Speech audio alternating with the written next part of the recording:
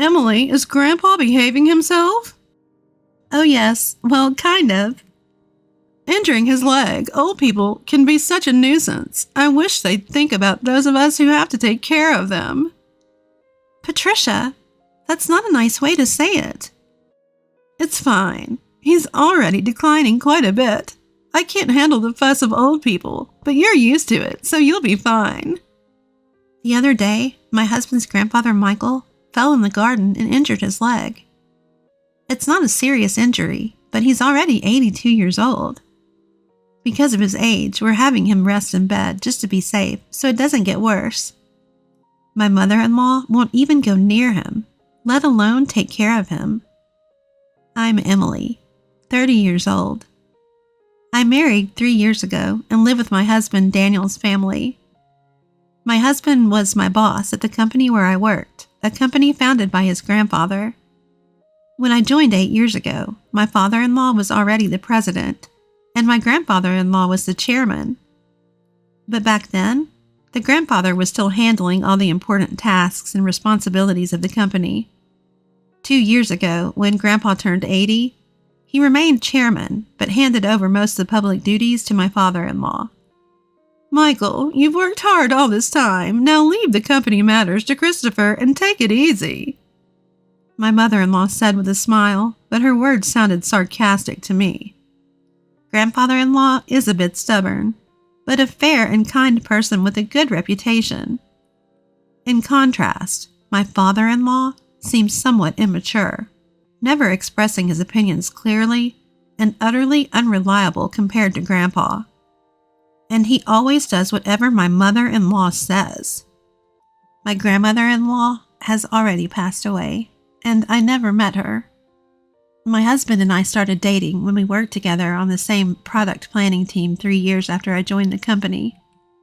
My husband, who was energetically leading the team, seemed reliable to me, though a bit self-righteous. Maybe I felt that way because I lost my father early and grew up with just my mother. My mother also passed away from illness 2 years ago, and now I have no family other than my in-laws. Shortly after I got married, my mother fell ill and needed care, so I quit my job to take care of her.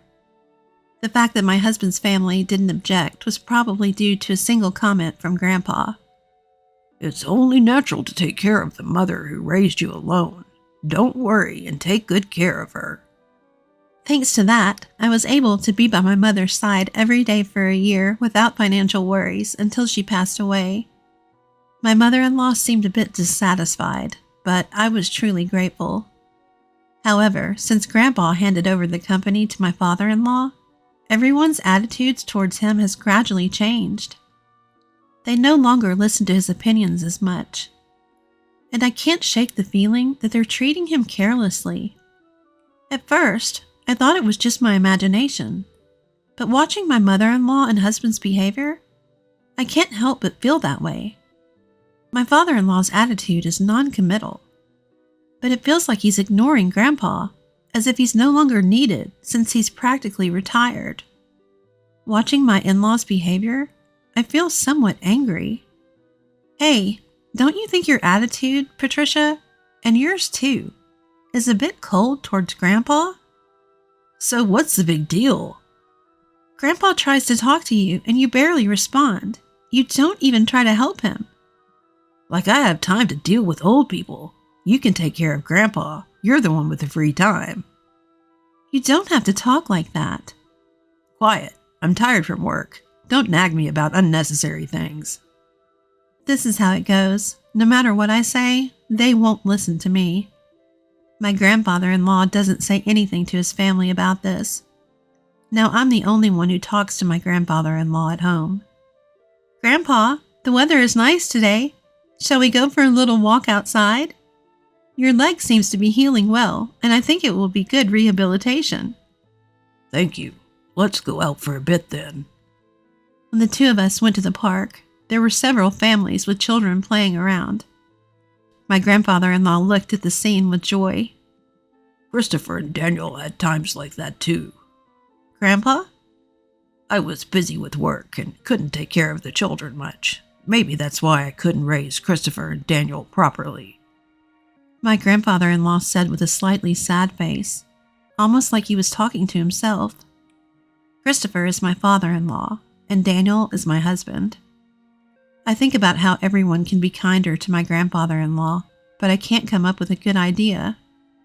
But then, my in-laws suggested building a house for my grandfather-in-law. This house is over 50 years old, right? The layout is bad. It's hard to use, but instead of spending money on repairs, it would be better to build a new house in a more convenient location. "A new house?" Michael is getting older, and it's good that he only got injured last time, but we never know what will happen, so let's make the house barrier-free so we won't have trouble if care is needed. "I see." We can even put Michael's room in the middle so everyone can take care of him easily. "Yeah, that's not a bad idea." Right, so it's settled then, and Michael, about the cost. "If it's a house for all of us, I'll take care of it. Talk to Mr. Jones about the money." Typical Michael. Thank you, we appreciate it. My mother-in-law smiled happily. It seems to me that they only flatter him when they want money. But if everyone takes care of my grandfather-in-law after moving to the new house, I thought there could be nothing better. Mr. Jones is the company's in-house counsel and also manages my grandfather-in-law's personal assets. My grandfather-in-law liked his character and made him in-house counsel, and it's been nearly 30 years. He's 58 now and the person my grandfather-in-law trusts the most. I've met him several times, and he seems to be a very honest person. He always cares about my grandfather-in-law's health, and sometimes I think he's more like a son than his real sons. Having such people around my grandfather-in-law makes me feel a little relieved. I wasn't informed about where or what kind of house was being built, but my mother-in-law seemed very cheerful, and the three of them were looking at interior design magazines and discussing various things, so it seemed to be going smoothly. Then, something unexpected happened. It was revealed that my grandfather-in-law had a debt of $1,820,000. Wait, what's this about $1,820,000? My grandfather-in-law had become a co-signer for a loan for a friend's company. But that company was in trouble, and the debt had become my grandfather-in-law's responsibility. Wait, they're not going to take the house that's under construction, are they? "Since the contract has already been completed, and as Patricia said, it's in the president's name, so it's fine." My mother-in-law seemed relieved at those words. Oh, thank goodness, I'm glad we did it my way. Listening to that conversation, I learned for the first time that the house was in my father-in-law's name. Even though my grandfather-in-law had paid for it, putting it in my father-in-law's name seemed just like something my mother-in-law would do. I also wondered why they didn't think of giving up the house to help repay the debt. Hey, this debt is Michael's fault, and it has nothing to do with us or the company, right? Well, it was signed in Michael's name. Oh, good. Then there's no problem. I couldn't understand what was good about it. But since my grandfather-in-law didn't say anything during that conversation, I didn't intervene either. After all, it's not an amount I could handle. And a few days later, my grandfather-in-law's behavior began to change gradually. Grandpa, what would you like to eat for lunch? Who are you calling Grandpa? I'm only 50. You have no right to call me that. Huh? Sorry, Emily. Right. I was lost in thought. At first I thought he was just deep in thought, but when it happened repeatedly, I began to feel uneasy. Patricia, what are you doing? Where's my meal? Grandpa, I'm Emily. Patricia is your daughter-in-law. You ate your meal earlier.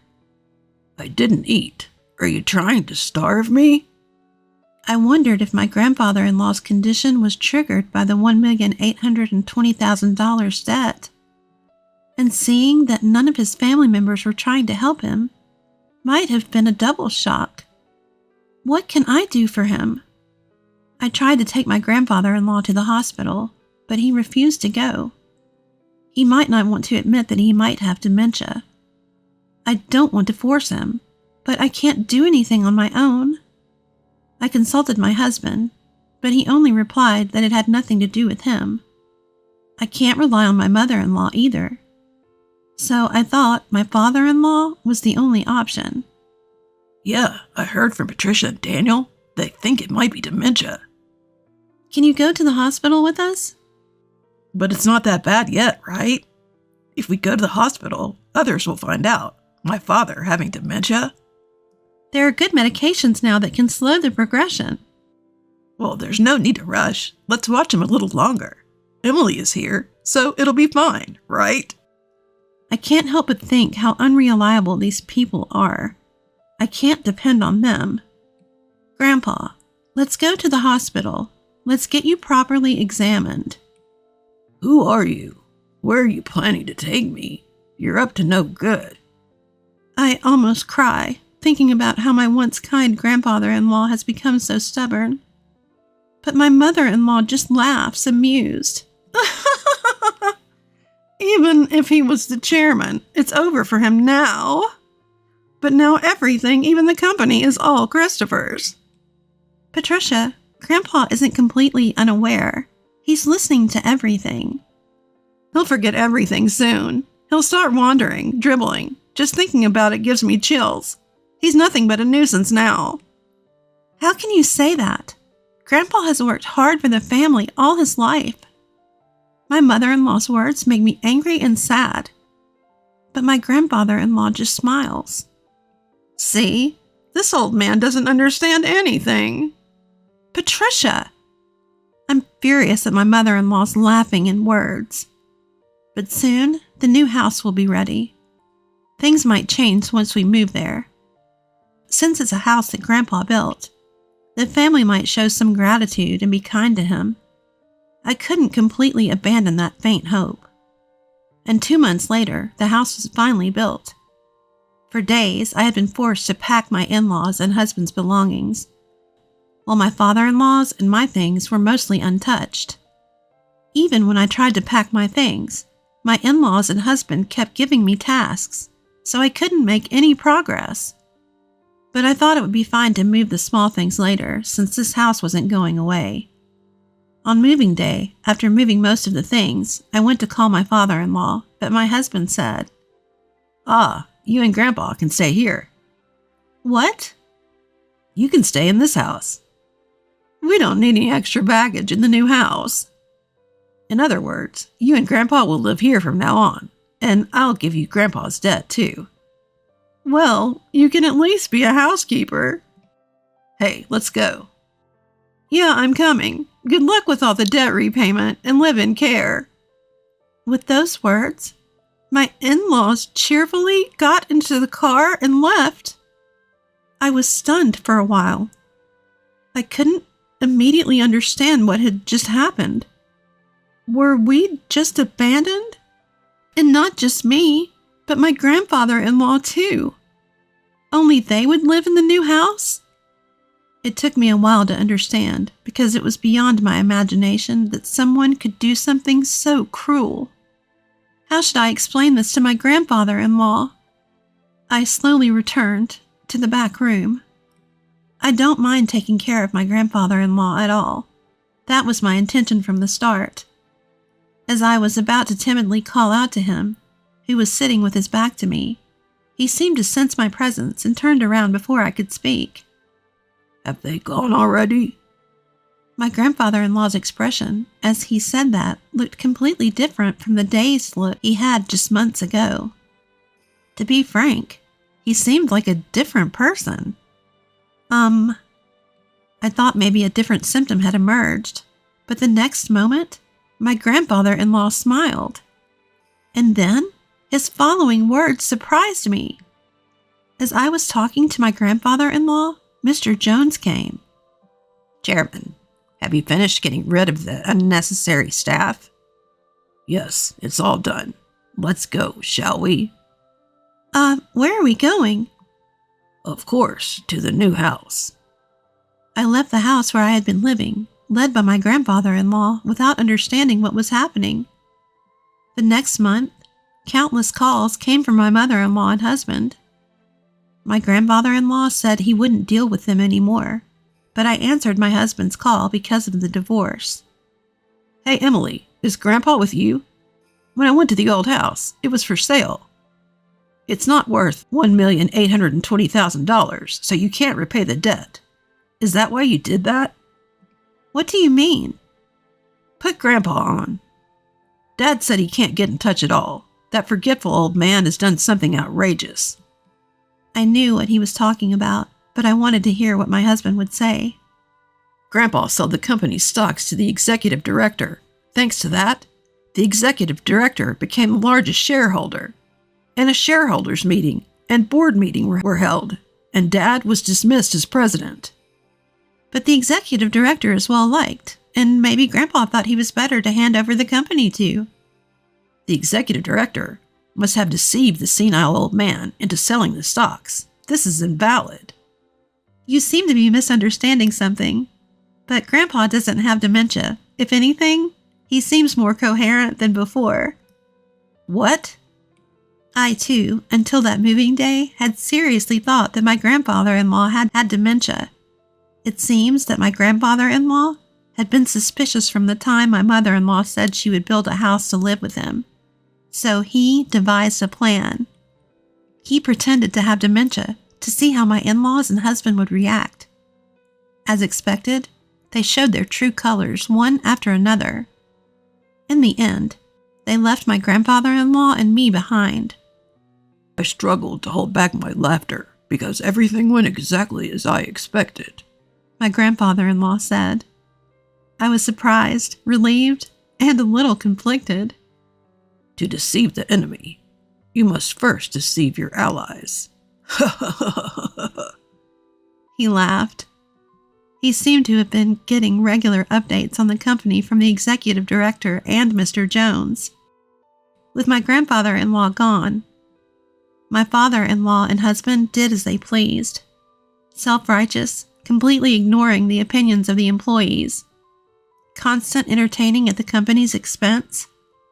He handed over the company to my father-in-law, but he was worried about the future, so he took this measure. In the end, he decided he couldn't entrust it to his son and left it to the executive director. What about the $1,820,000 debt? That's gone now. Indeed, my grandfather-in-law had been a guarantor for a friend's debt, but he also owned personal assets that exceeded that. After stepping back from the company's operations, he had invested in real estate and made a considerable profit. So there was no problem at all. But if I had said that, it was clear that my mother-in-law and husband would target it. That's why I only talked about the debt. The friend was the son of a benefactor who had helped my father-in-law when he was young. Moreover, since then, the countryside land that the son owned was going to be developed into a resort, and he was able to sell it at a high price, so there was no need to take on the debt. You're kidding. But more importantly, are you guys okay? We're not okay. Both my father and I were denounced by the company. What should we do now? Well, there's also the mortgage on the house. What? What do you mean, the mortgage on the house? Huh? Haven't you realized it yet? The house money should have been all paid by Grandpa. Maybe you don't remember what Grandpa said at that time. When my mother-in-law talked to my grandfather-in-law about the money, he had set the condition that if it's a house where everyone, including me, will live. In other words, if that wasn't the case, he wouldn't pay. Even if the house was in my father-in-law's name, my grandfather-in-law intended to pay if everyone was living together. That's just because you assumed Grandpa would pay and didn't look at the documents properly, right? Christopher signed without checking everything. It shows he really didn't have the qualities of a president. You're kidding. Afterward, my parents-in-law ended up losing the house they had built because they couldn't pay the mortgage. Now they live in an old apartment over 50 years old and are struggling to pay off the unpaid loan. My mother-in-law and husband have been contacting me alternately, saying we should all live together, but that's impossible now. My grandfather-in-law has retired from his chairman position, and now he has bought an old house in the countryside, and we are living together. Emily, you can go and live wherever you like freely. You don't have to worry about living expenses. My grandfather-in-law told me, but I chose to be with him. If I'm not in the way, please let me be with you. When I said that, my grandfather-in-law's eyes welled up with tears. Thanks to Mr. Jones, the divorce was finalized and procedures were taken to exclude my former father-in-law and former husband from inheritance, and I became my grandfather-in-law's adopted daughter.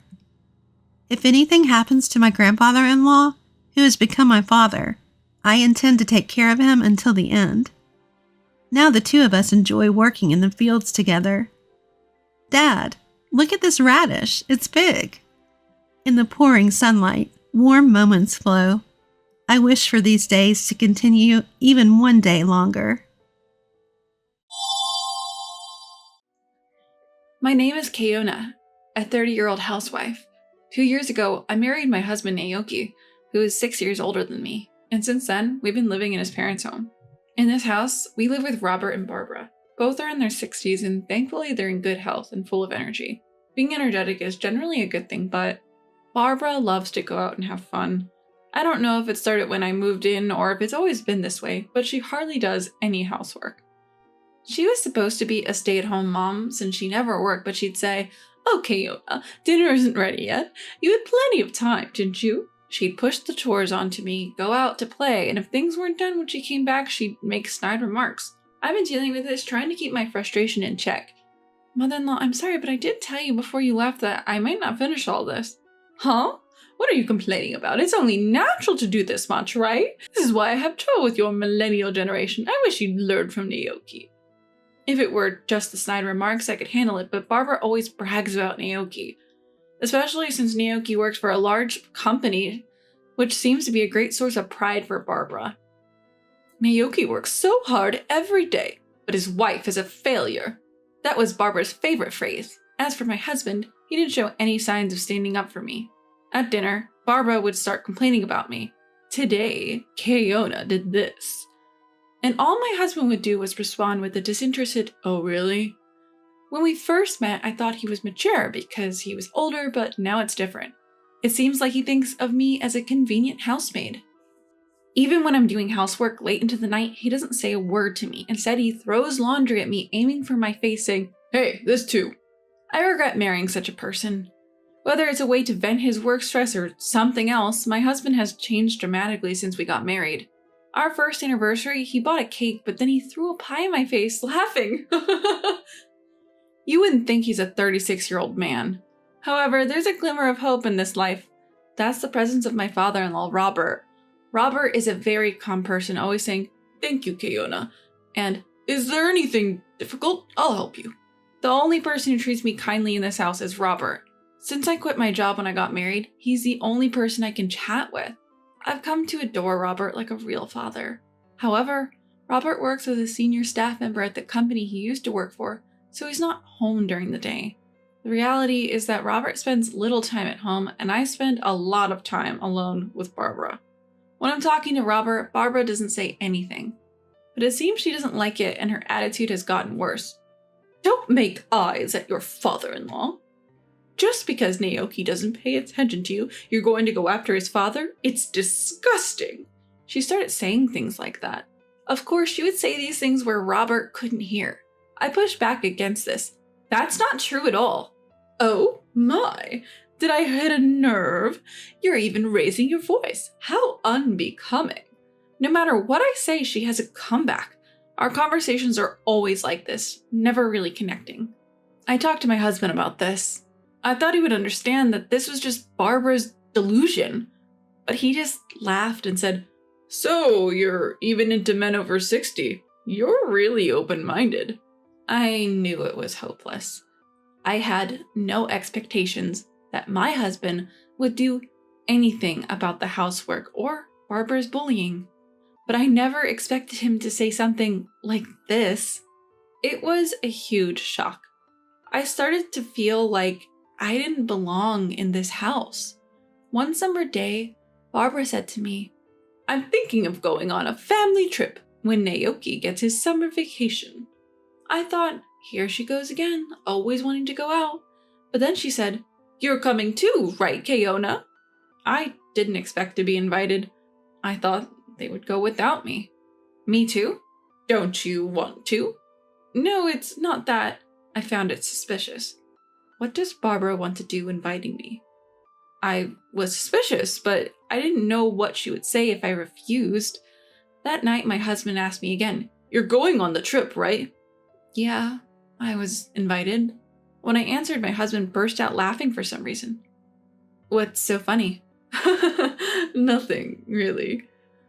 Something was definitely off and my anxiety grew. On the day of the trip, we headed out to our destination with my husband driving. Robert was going to join us later because of work. So it was just me, my husband, and Barbara in the car. My husband was driving. Barbara was in the passenger seat and I was in the back seat. I could only catch glimpses of their expressions, which made me anxious. Keona, you withdrew some money for the trip, right? Barbara asked me. Yes, a few $100s. That's good. Barbara seemed to be smirking when she heard this. After driving for a while, I noticed that we had passed the sign for the inn where we were supposed to stay.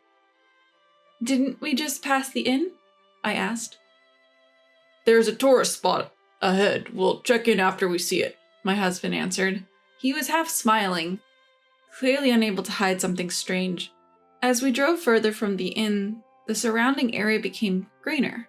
I sighed quietly, making sure the two of them didn't hear me. And then we arrived at a dam. To be honest, it wasn't a big dam and there weren't many people around. It was far from a tourist spot. Come on, let's get out of the car, Barbara urged. Don't leave any belongings in the car, it could be dangerous, my husband added, and I did as they said. I was about to get out of the car, but Barbara and my husband were saying things like, "Oh, I should take off my jewelry just in case." Oops, I still have something in my pocket, pretending to be busy and not getting out of the car. I got out of the car and closed the door. Then I heard the sound of the lock clicking. My husband cracked the driver's and passenger's windows slightly open. My husband was laughing uproariously. "Oh, Keona, what are you doing getting out here? Are you planning to stay here tonight?" I was furious at Barbara, but I held it in. "What do you mean?" I asked, trying to stay calm. "You got out on your own, didn't you?" My husband was laughing so hard he was holding his stomach. My wallet and cell phone were all in the car. Everything had gone according to Barbara and my husband's plan. "Well, Keona, enjoy yourself," Barbara said with a smirk. "Eat some grass and sleep outside." My husband, holding my wallet and flipping through it, closed the window. His laughter faded away, and then my husband and Barbara drove off. "Well, they're a handful, and it's hot," I muttered. It was the height of summer, and I was at risk of dehydration, but I wasn't panicking at all. An hour later, "Why are you here?" My husband was shocked to see me. Yes, I was in the lobby of the inn where we were supposed to stay. "Are you a ghost? Did something happen at the dam?" Barbara looked like she was about to faint. I thought about pretending to be a ghost, but decided against it. "I'm not a ghost, and I'm staying here tonight." I showed them the key to my room. By the way, I had already left my luggage in the room. My husband, who couldn't understand the situation, was losing his cool. He seemed to think I had taken the key to their room without permission. "What are you doing? Give it back now." He tried to snatch the key from me roughly. At that moment, a man appeared and grabbed my husband's hand. "Sir, please refrain from causing a disturbance here." He was about the same age as Robert, but he had a sturdy physique and was taller, making him seem more reliable than my middle-aged, slightly overweight husband. "Who are you? Are you staff here? Do you think it's okay to do this to a guest?" "Exactly why we'll sue you for assault." Barbara also joined in, yelling at the man who had intervened. "I apologize for not introducing myself earlier. I am the owner of this inn." The man introduced himself politely. Hearing that he was the owner, my husband quickly withdrew his hand. Actually, I knew this owner. When I was in college, I came to this area on a trip with my friends during the summer vacation. I remember it was really hot that day. We didn't have much money at the time, so we were walking to our accommodation, complaining about the heat. We didn't know the area, and none of us, including me, were good at reading maps. As a result, we got lost and ended up in a place with few people. There, a girl was collapsed on the side of the road. That girl was Mary, the owner's daughter. We quickly called an ambulance and took care of her until it arrived. The next day, the owner came to the small inn where we were staying and thanked us profusely, saying, "You saved my daughter's life. Thank you so much." He also said, "We run an inn too, so we'd like to invite you next time you come. Of course, you don't have to pay." Since then, my family and I have visited the inn several times. That's why I knew the owner of this inn. The owner, who was reprimanding my husband and Barbara, was polite and courteous, but I could tell he was very angry. In fact, both the owner and I knew about this low-level plan of Barbara and my husband from the beginning. I noticed their plan 2 weeks ago. I thought it was suspicious that they invited me on a trip, so I set up a voice recorder in the living room. I targeted the times when my husband and Barbara were alone, such as when I was taking a bath or doing laundry, and their plan came to light. "How about we leave Keona somewhere?"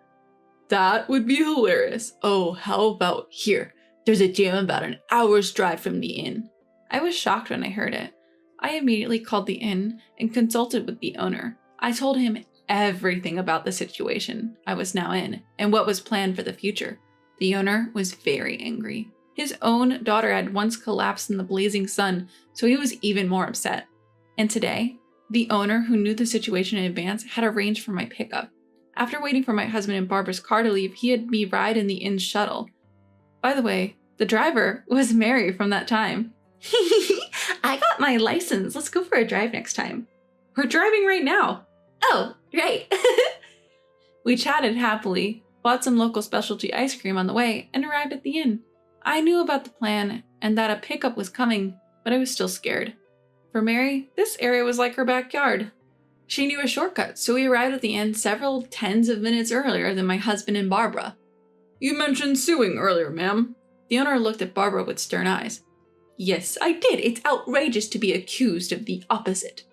"I'm sorry, but you're not our guests." "What?" "Don't mess with us." My husband and Barbara both lost their tempers. "Your and your mother's reservations have been canceled," I added. "You! Who do you think you are?" My husband was about to lose his temper again, so the owner restrained him. "Keona did nothing wrong. We, the inn, canceled your reservations." "What do you mean?" "If you left a woman alone at the dam in the mountains after stealing her wallet, wouldn't you be the perpetrators of a crime? We can't allow such people to stay at our inn. We also call the police." At this, my husband and mother-in-law became even more furious. "What are you talking about? This is no joke. Don't you think you can get away with this? I work at our company, this little inn in the mountains." Just then, Robert arrived late. Hey, what's going on here?" Sensing the tense atmosphere, Robert looked around at everyone and asked, "What's going on here?" These inn people are weird." "Let's stay somewhere else. They're incredibly rude." Barbara and my husband appealed to Robert. Rather than listening to the agitated pair, Robert started asking me and the owner about the situation. And when he heard what had happened, he was furious. "You idiots!" It was the first time I had seen Robert yell. "How embarrassing! I can't believe we're from the same family. You two, get out of here now." My husband and mother-in-law were taken aback by Robert's outburst. "Get out? Where to? Another inn?" Barbara said something so stupid that he added, "From here and from home." "Wait a minute, that's not possible, Dad," my husband said with a wry smile, but Robert was firm. "You're disowned. Get out now. Don't make me say it again." He pushed my husband away. Then, the police really did show up, and my husband and Barbara turned pale. The owner and I explained the situation to the officer. I also had a voice recorder, so I played back the conversation for them. My husband and Barbara started crying, but Robert quickly said, "Quiet down, you're disturbing the inn. Officer, please take them away." "It's not like that, officer. We didn't think it would be such a big deal. It was just a prank," my husband and Barbara said, but the officer's expressions changed.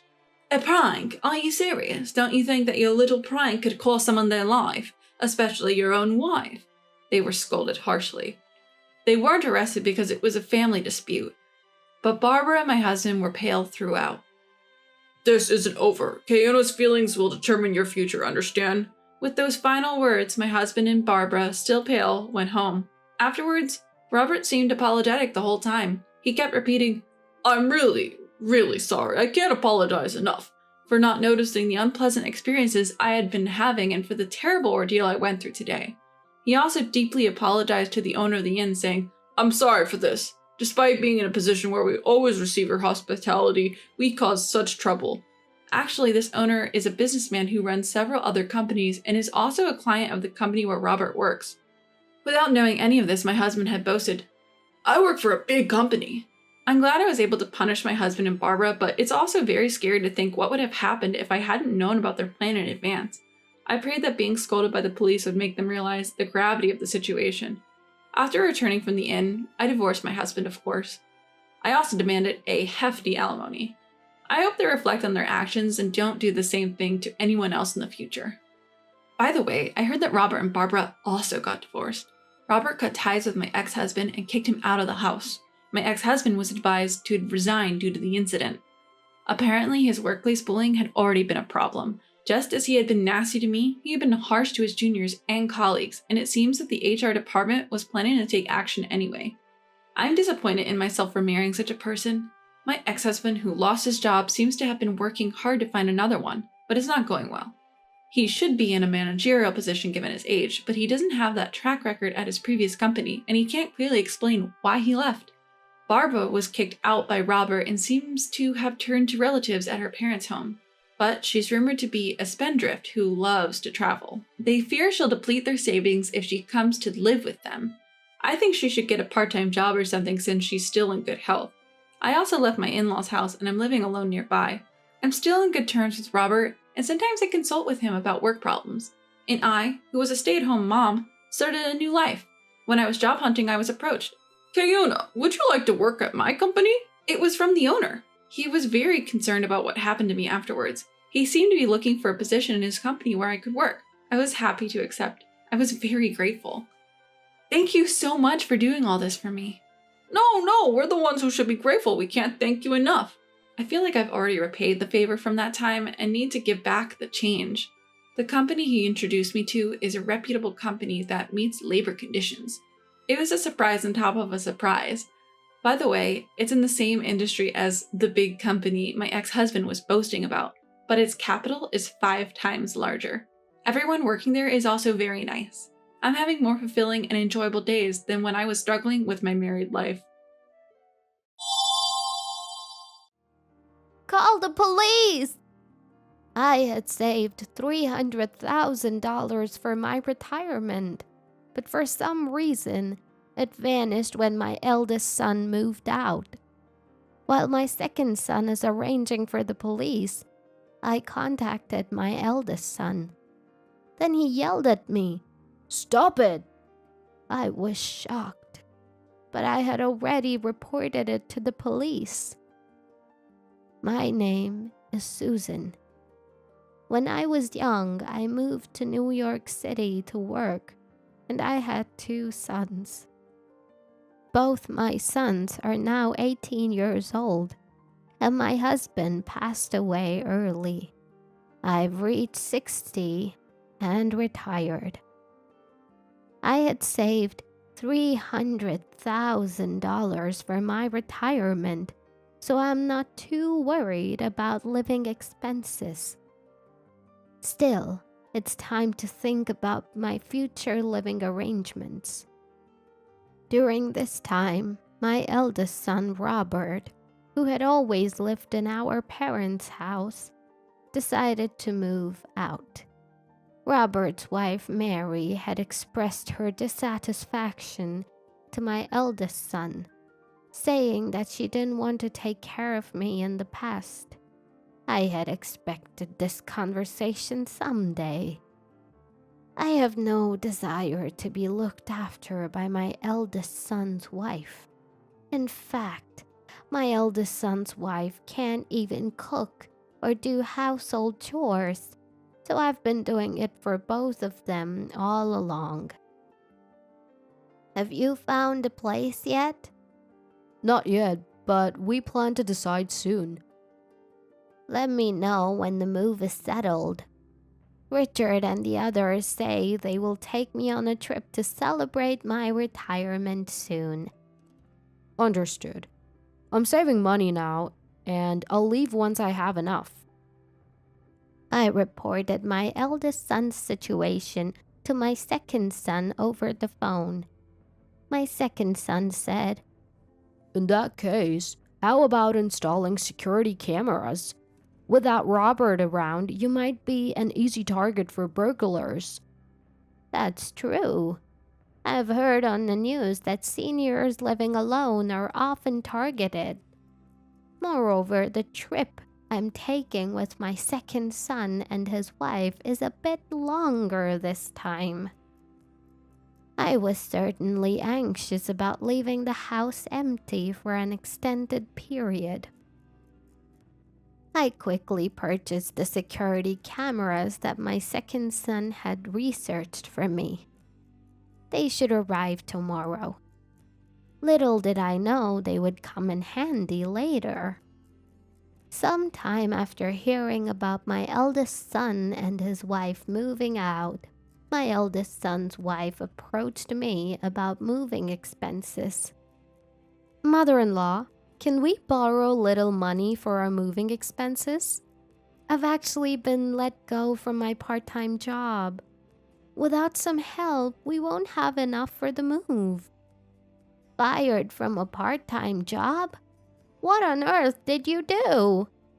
Mother-in-law, please, lend us the money. Upon my eldest son's wife's desperate plea, I reluctantly agreed and gave her the money for moving and enough to live on for a while. Make sure you pay it back. Yes. She always responds well. But that's about it, I thought, criticizing my eldest son's wife inwardly as I considered talking to my eldest son. A few days passed. My eldest son seemed uninterested in preparing for the move, so I asked him about it. Then I came to know a shocking truth. I lent the moving expenses to Mary the other day, so shouldn't you be able to move now? Huh? I don't know about that. What? I was shocked and opened my eyes wide. She said she'd pay it back after moving, didn't she? I don't know about that. How much did you lend her? About $3,000. What? There's no way we can pay that back. I'm a temporary worker, you know. But Mary said she needed the loan. I couldn't hide my surprise. Just then, my eldest son's wife came home. I hurried to the entrance and confronted her about what she had done with the moving money. I'm sorry, I spent it. But you have money, mother-in-law. So, $3,000 isn't a big deal, right? That's not the point at all. What on earth did you spend it on? Designer bags and new clothes. The new ones were so cute. But I can't spend money until I find a part-time job. Don't worry, I'll pay you back as soon as I find a part-time work. Little by little. I was at a loss for words at my eldest son's wife's statement. I've retired, so I need that money back. You understand that, don't you? I understand, so quit nagging. Is this what they call wife bullying? Ugh, I just want to leave this house as soon as possible. My eldest son's wife just kept saying whatever she wanted. I regretted lending her the money and wondered why I had done so. Today, my second son Richard was scheduled to come home.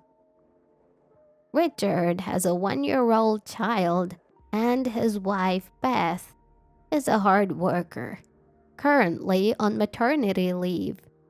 He had promised to take me on a trip next time, so we were planning to decide on the dates. Since my eldest son hadn't returned from his temp job yet, it was just me and my eldest son's wife at home. Mary, Richard, and the others are coming today. Can you help me out? Me? Huh? I can't cook or anything. I just got my nails done the other day. Well, can you set the plates or do the shopping? Richard and the others are coming for lunch. You like Richard more than Robert, don't you, mother-in-law? That's not true. I just want to spend some quality time since it's been a while since we have seen them. When I said that, my eldest son's wife had a clearly dissatisfied look on her face.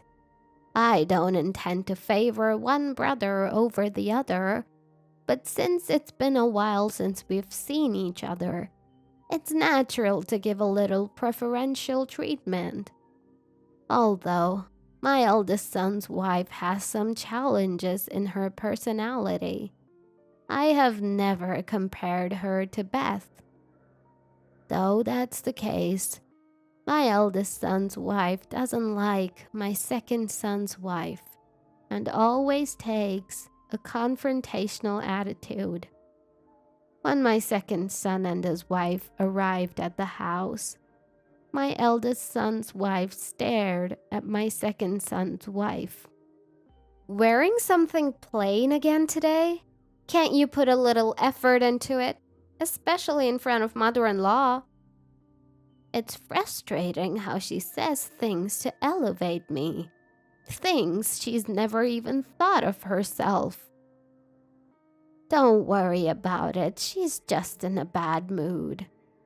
I tried to provide support with those words, but my second son's wife looks down, appearing apologetic. My second son's wife is always bullied by my eldest son's wife, like this.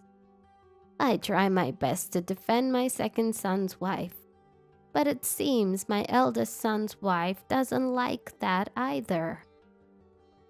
When I return to the kitchen, I admonish my eldest son's wife. Mary, can't you get along with Beth a little better? I do want to get along, but I just don't like that gloomy woman. Mother-in-law, please stop favoring her over me. I don't intend to. Is it because she has a grandchild? I'm certainly happy about the grandchild, but that's not why I would favor her. My eldest son's wife glances at me and snorts dismissively. I wonder if she understands. Why don't you let that woman help with this? Beth has to take care of the child too. I knew it. You favor her because she has a grandchild. My eldest son's wife says this, starts to sulk, and begins to relax with the drink, refusing to help with anything. I wanted to say that she's not a child, but I held back and let my eldest son's wife have her way. After a while, I heard the sound of my eldest son's wife arguing with my second son and his wife. Rushing over, I found my eldest son's wife, drunk, trying to grab at my second son's wife. My second son was desperately trying to stop her. What on earth are you doing? I just can't stand this woman. So what if she has a child? You think she's making fun of me? Then my second son's wife apologized, looking guilty. I didn't realize that my sister-in-law was so bothered. I showed pictures of Emma and... You don't have to apologize. Mary's the one acting strangely. She suddenly got angry and tried to grab Beth. putting their stories together. It seemed that the origin of the matter was my eldest son's wife teasing my second son and his wife. The story was that the eldest son's wife, fueled by alcohol, had become furious when the second son's wife remained silent in response to her incomprehensible complaints. What's wrong? I'm not in the wrong. I don't like this woman or my mother-in-law. I've decided to move out, and I feel relieved. My eldest son's wife screamed, starting to throw any dishes or glasses within her reach. I quickly moved my second son's wife and grandson away from her, while my second son desperately tried to restrain his wife. Then, my eldest son came home and was stunned to see the disastrous state of the room. My second son and his wife had come to visit after a long time, and now this. Later, my eldest son took charge of his wife and the situation temporarily calmed down. As we cleaned up the messy room, my second son's wife looked apologetic. There had been arguments since my second son and his wife came to the house, but the travel plans were safely arranged. My second son and his wife left with smiles on their faces. And just when I was feeling relieved, my eldest son called me into the living room. By the way, my eldest son's wife had become drunk and fallen asleep. We've decided to move out earlier. We'll leave next weekend. What? Is money going to be okay? What about the house? Mary said she'll handle it. I want to keep the moving costs down, so I'd like you and Richard to help us. That's fine, but Richard left earlier. We'll have to contact him. Can you reach out to him for me? It's hard for me to ask after what happened earlier. I understand. I agreed right away. Perhaps my eldest son's wife will feel a little more relaxed once she's away from this house. I had been thinking that maybe my eldest son's wife felt strange pressure because I was around. After the earlier dispute, I might not be able to see my eldest son and his wife.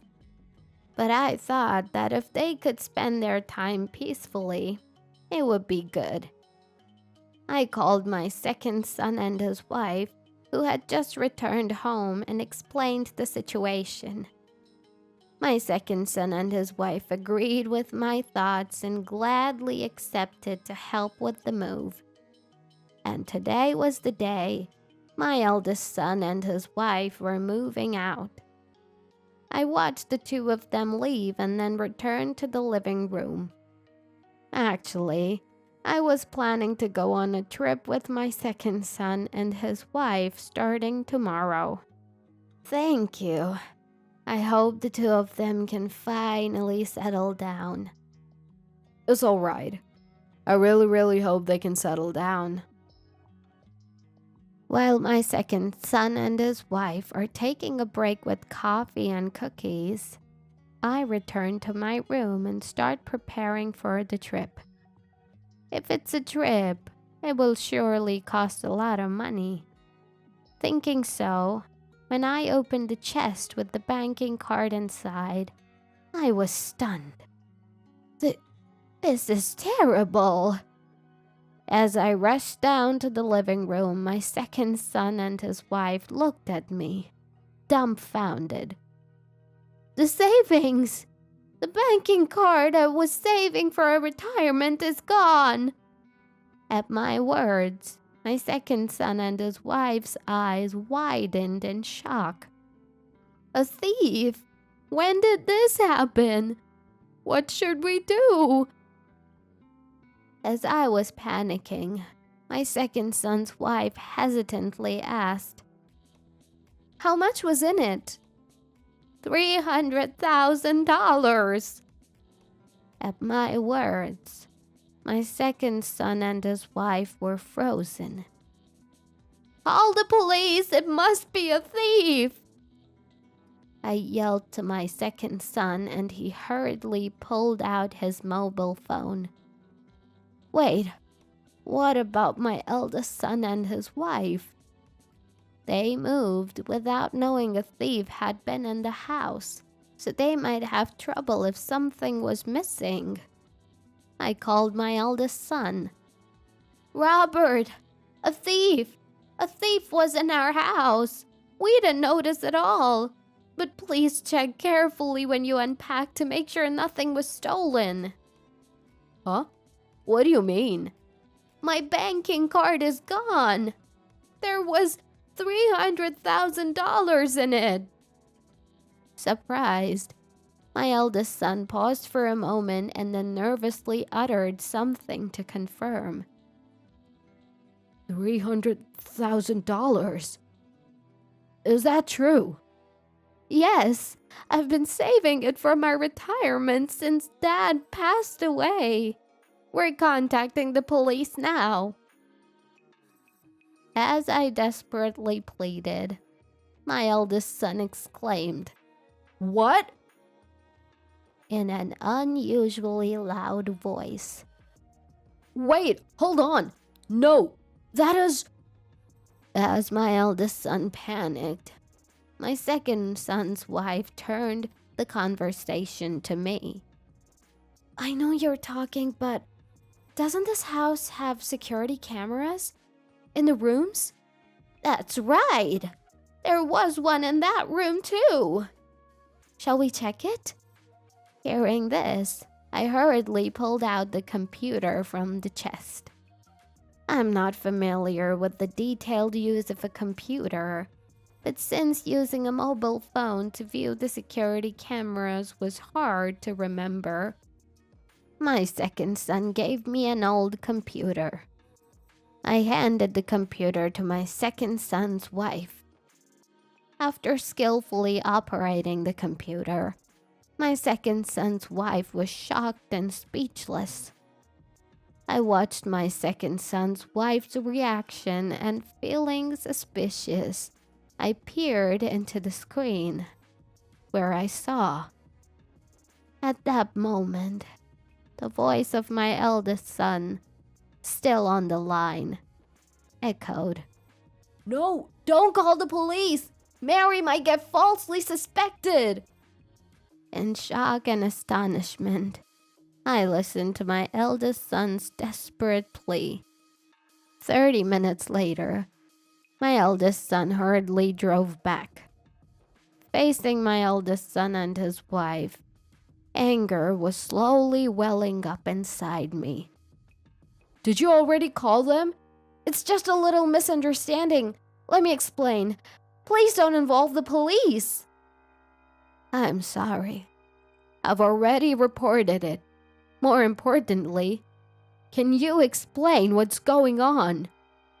As I said this, my eldest son looked apologetically at his wife, who ignored him without showing any sign of remorse. I felt anger towards my eldest son's wife. "I heard this was given to me. But more than that, if you call the police, Mary will get caught. I'll return this. Can't you forgive us?" My eldest son said this, handing me a banking card. It had already been used for moving expenses and apartment fees. This was what my eldest son's wife meant by somehow taking care of it. The security camera clearly showed my eldest son's wife taking the banking card from my chest. "This is my retirement money. Why did you take it without asking?" "I was treated horribly here. I thought I'd keep it as a compensation." "I've never treated you badly. I never forced anything on you. And you had 3 proper meals a day, didn't you? What exactly are you unhappy about? As I said this, my eldest son's wife's face turned red, and her eyes narrowed in anger. I've suffered more mental distress than Beth. Being called to the house on purpose, it felt like I was being told to show my grandchild, and it was painful. My eldest son's wife made such a delusional claim. I still couldn't forgive her. Stealing someone's belongings is what a thief does. Do you understand that? I lived in this house too, so it's also mine. Calling me a thief is just cruel. My eldest son's wife said this and began to cry. My eldest son begged me. Please forgive her. I beg you, Mom. Did they think I would forgive such a thing? I felt anger welling up even towards my irresponsible eldest son. Listening to the exchange between me and my eldest son's wife, my second son slammed the table and stood up. You've been saying whatever you like all this time. The second son glared at the eldest son's wife with an angry face. After all Mom has done for you, how can you act like this? As far as I can see, Mom has always been good to Mary. And Robert, too. You should tell her when something's wrong. She's your wife, isn't she? He shifted his angry gaze to the eldest son as well, who could only gulp and break into a cold sweat. It can be helped. I don't know. It's not about knowing. Why weren't you watching properly? Because Robert isn't responsible, she acts however she wants. Besides, this is Mom's house, not Mary's. It's unimaginable that she could just take whatever she likes. The second son said this, pointing at the eldest son's wife. The eldest son's wife looked at the second son with a disgusted face. What's your problem? A mama's boy? I'm the one who's wrong?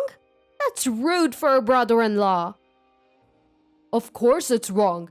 You've been complaining about Beth all this time. Why does my wife have to be criticized by someone like you? You don't know how much Beth has been troubled by this. The second son's words seemed to have pressured the eldest son's wife, who looked away and hung her head.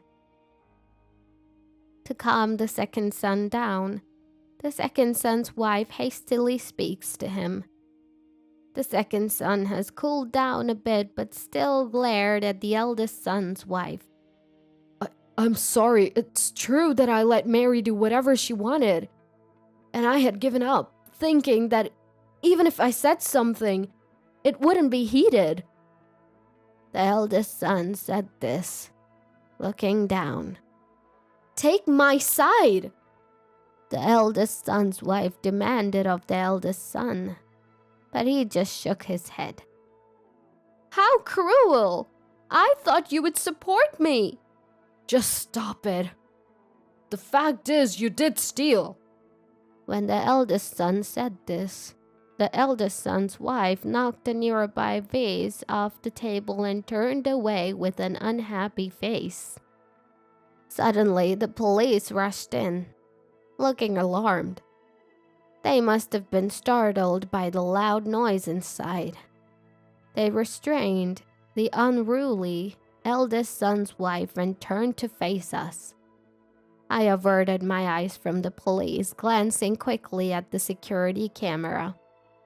The police saw that and confirmed that the eldest son's wife had stolen the banking card before taking her into custody. Robert, say something! Help me!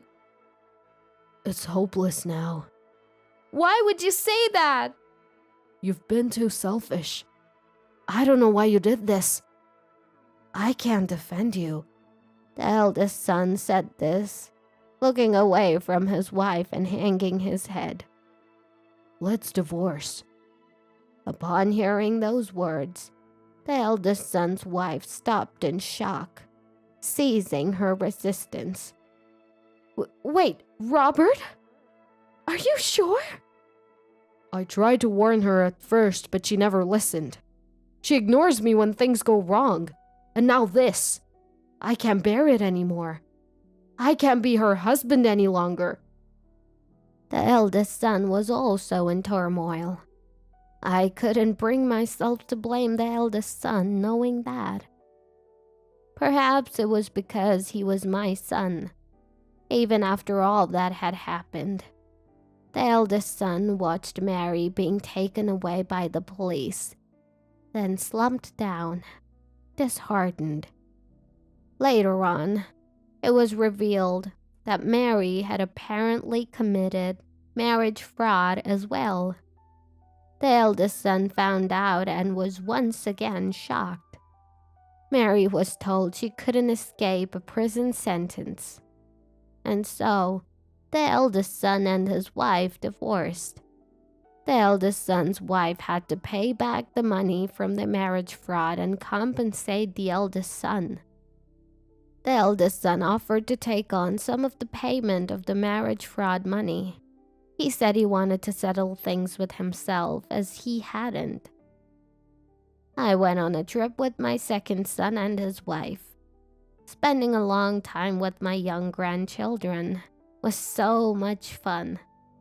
Now, I am living with my eldest son again.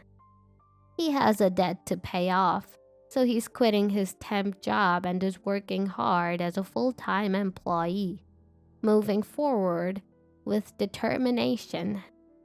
I'm happy to see my once unreliable eldest son growing little by little.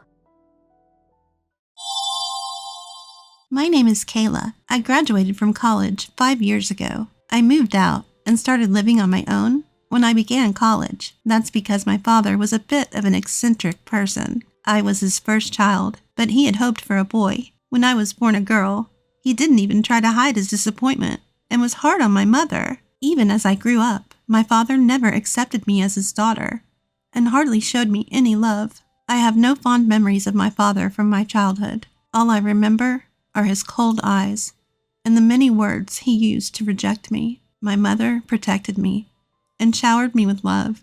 Even taking on the role of my father, I was able to endure my father's harsh treatment thanks to her. 6 years later, Emery was born. My father was disappointed again that it was a girl, but something changed, and he started to adore Emery. However, his attitude towards me remained the same. It was clear that he treated Emery and me differently. As I went through elementary, middle, and high school, I was treated by my father as if I didn't exist. On the other hand, Emery was praised by my father for even the smallest things, and he bragged about how cute she was, like a little doll. In contrast, the way he would sigh and say, "Oh, but Kayla," was quite a shock to me. My mother would comfort me, saying, "Kayla is different from Emery, but she's very cute too."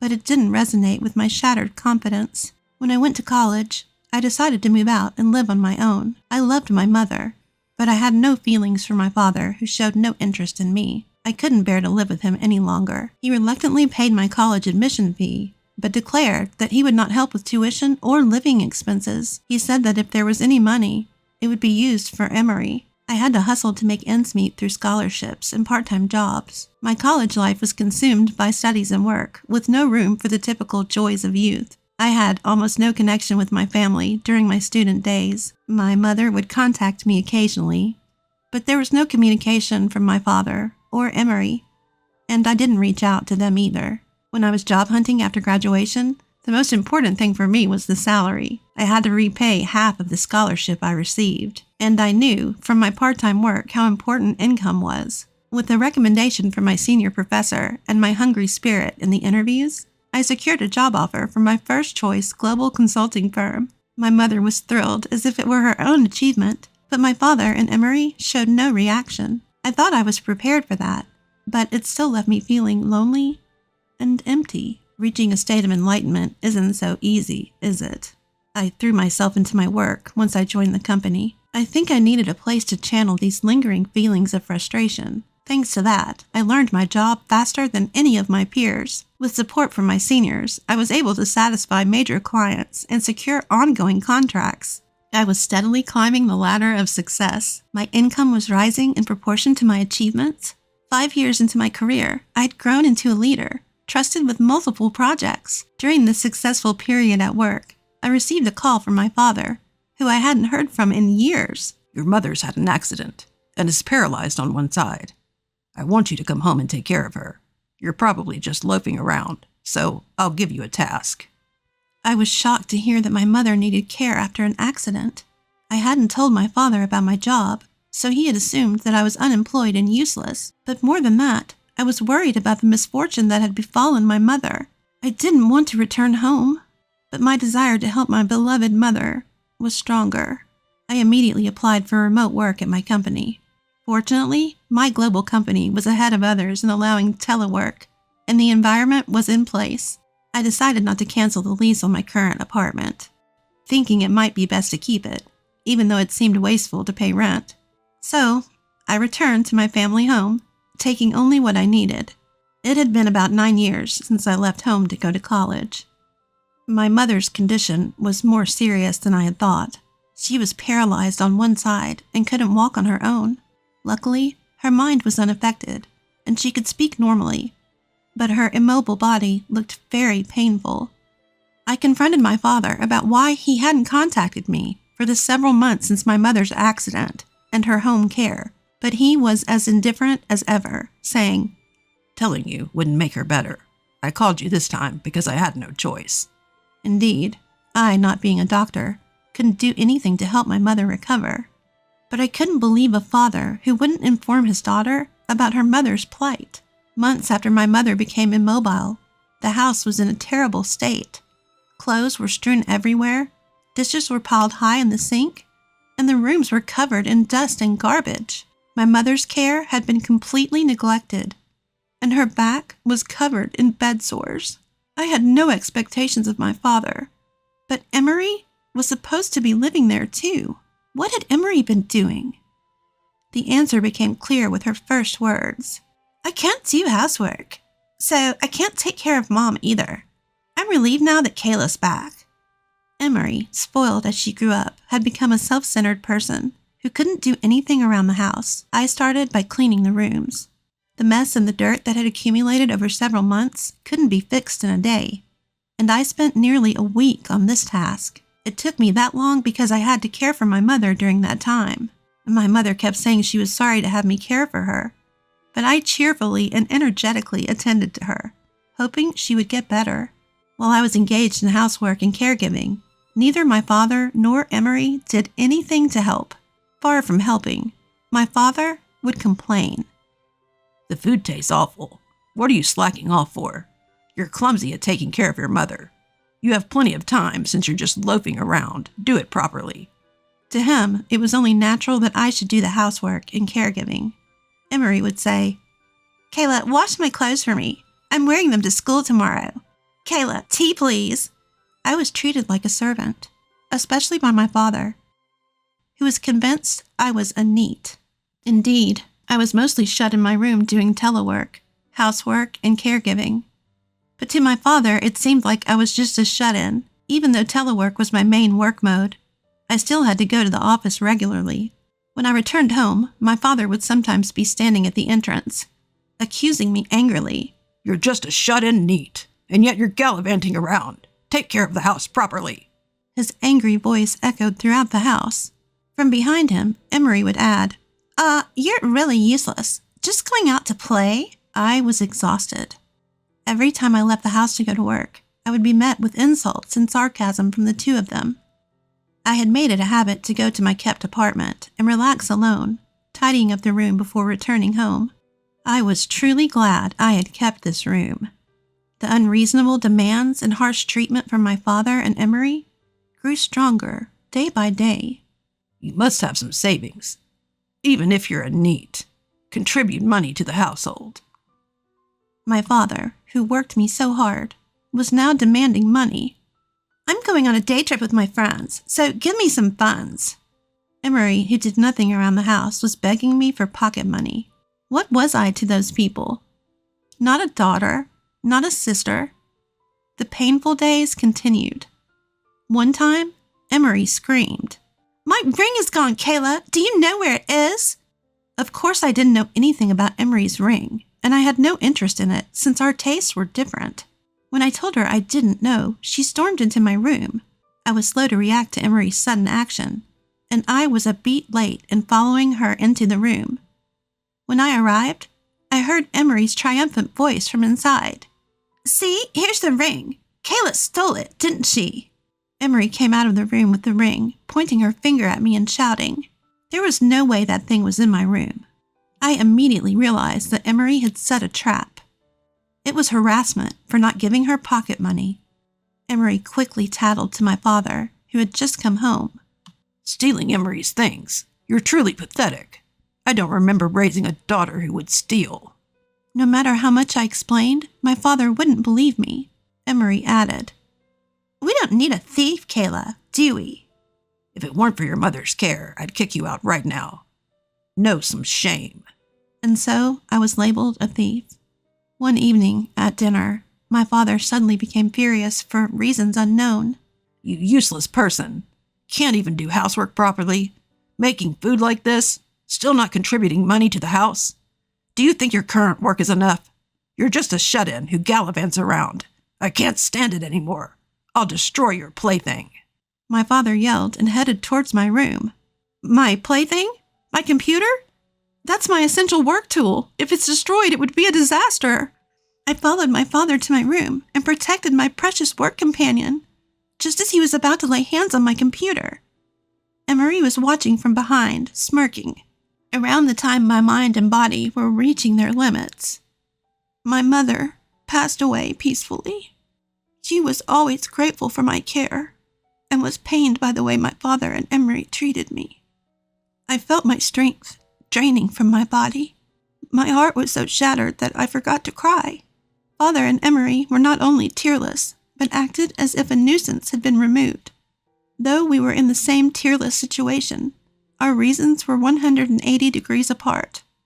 After my mother's funeral was quietly conducted, my father called me into the living room. "Your mother's gone, and you're no longer needed. I want you to leave immediately. We don't need a useless NEET who can't even contribute money to the house." I had a feeling he would say something like this, but I never thought it would actually happen. I asserted my hard work up to now, but my father was adamant about me leaving. Emery added, "Are you planning to stay here and be a NEET? You're such a parasite." "A parasite? That's a good word.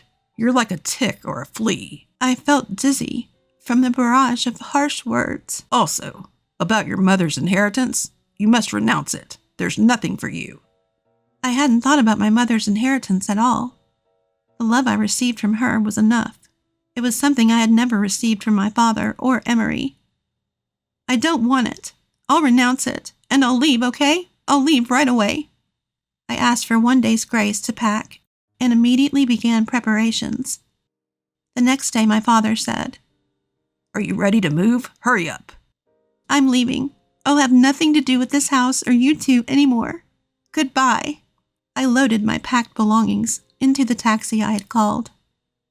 I realized anew how few possessions I had. Returning to my parents' house after 9 years and leaving again. This time, I would never return. I had spent a hollow time realizing the reality of my father and Emery, but I was satisfied that I could help my mother. I returned to my kept apartment and applied to switch from telework to regular work. However, I was glad I had kept the room. My previous daily life returned. No, I worked even harder than before. I wanted to forget everything. About 3 months later, I received a call from my father, whom I had cut ties with. I didn't want to answer, but I reluctantly picked up the phone. "Hey, what's this promissory note? It's an outrageous amount, isn't it? Are you a NEET? How much are you earning a month?" Frantic, my father began firing questions, one after another. Of course I'm not a NEET. On the contrary, thanks to my dedication to my job, I believe my income is considerably higher than others my age. And I had quite a bit of savings accumulated from working. When I first started caring for my mother, I bought various equipment and tools to make her environment a little better.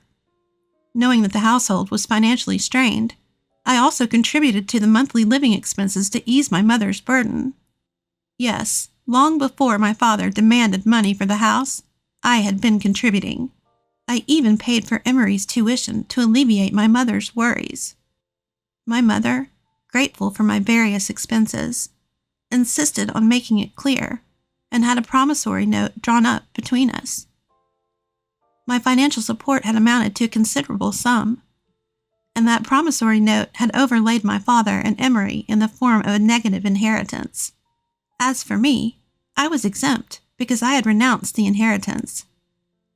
In other words, the two of them had to repay all the loans from me. After hearing the full explanation from me, my father was speechless. He screamed that he would also renounce the inheritance, but the two of them had already touched part of it, so they had no right to do so. Work hard and pay it back properly, and don't contact me anymore. I've cut ties with you. I ignored my ranting father, hung up the phone, and blocked his calls. Afterward, my uncle, my mother's brother, also suddenly caused great confusion for my father and Emery. I had met my uncle for the first time in a while at my mother's funeral, and after he noticed something was off about me, I confided everything to him. The family home was owned by my uncle, and my mother had been renting it. The right to rent passed to the two of them through inheritance, but my uncle refused to renew. Legally, tenants had the upper hand, but they couldn't stand up to my uncle, and due to their misdeeds, they ended up having to leave. My father, who had been on the restructuring list at his company for some time, was finally selected and had to leave. Emery couldn't pay tuition and had to drop out, even though graduation was near. Father and Emery, who lost their home and jobs, moved into a small apartment. Most of my father's retirement money went to repay the debt to me. It would be difficult for him to find a new job at his age. Whether Emery, a college dropout, can find a decent job is also questionable. The two of them were becoming neats in a dark, small room. Thanks to my ambitious return to work, I succeeded in acquiring new clients and launching new projects. I was promoted to the first female division head. It's a bit late for a global company to have its first female division head. I am striving to nurture the next generation and make the company more open. I only married Ethan, so you two have nothing to do with it, right? Emily, my son's fiancée, said with a smile, looking at Mike and me. You two are strangers to me, so I won't be living with you or taking care of you. I was shocked by her blunt words. As she spoke, Emily's parents stood by, nodding as if to agree completely. Emily is our precious daughter, and we've raised her with care. We can't allow her to take care of someone else's family, Emily's mother said in a sharp-tongued tone. Though I was taken aback, I answered politely, I understand. Mike and I hadn't thought for a second that we need Emily to take care of us. Yet I thought there was no need for her to say it that way. Moreover, who repeats strangers during a family introduction? I felt a little uneasy, but what Emily's true character revealed at that moment was just the beginning. My name is Michelle, and I'm 71 years old this year. My family includes my husband Mike, who is a year older at 72, and my son Ethan, who turns 42 this year. Ethan, perhaps because he's an only child, has a gentle and relaxed personality. After graduating from science graduate school, he works in research at a major manufacturer. After getting a job, he started living alone comfortably in a condominium near his company. Judging by the rather upscale condominium, it seems he's earning a decent salary. I'm not worried about that, but as a parent, I also hope he finds someone nice to settle down with. Of course, it's Ethan's choice, and I can't force him. That's when it happened. Ethan casually came home and reported, a little shyly. Actually, I'm dating someone right now. I'm thinking of getting married. I want to introduce her soon. Mike and I were surprised, as he had never shown any interest in women before. Sure enough, I must admit that I felt relieved. Well, isn't that wonderful? I said. These days, the number of single people is increasing, but if you found a good person, nothing could be better. So what's this person like? Mike and I eagerly asked Ethan. We'll be having a family introduction with her parents soon, so I'll introduce you to her then. Ethan said with a smile. Our conversation was livelier than ever with Ethan. That sounds exciting, I said nonchalantly, letting my imagination wander about who this person might be, without knowing the kind of person Ethan's partner would turn out to be.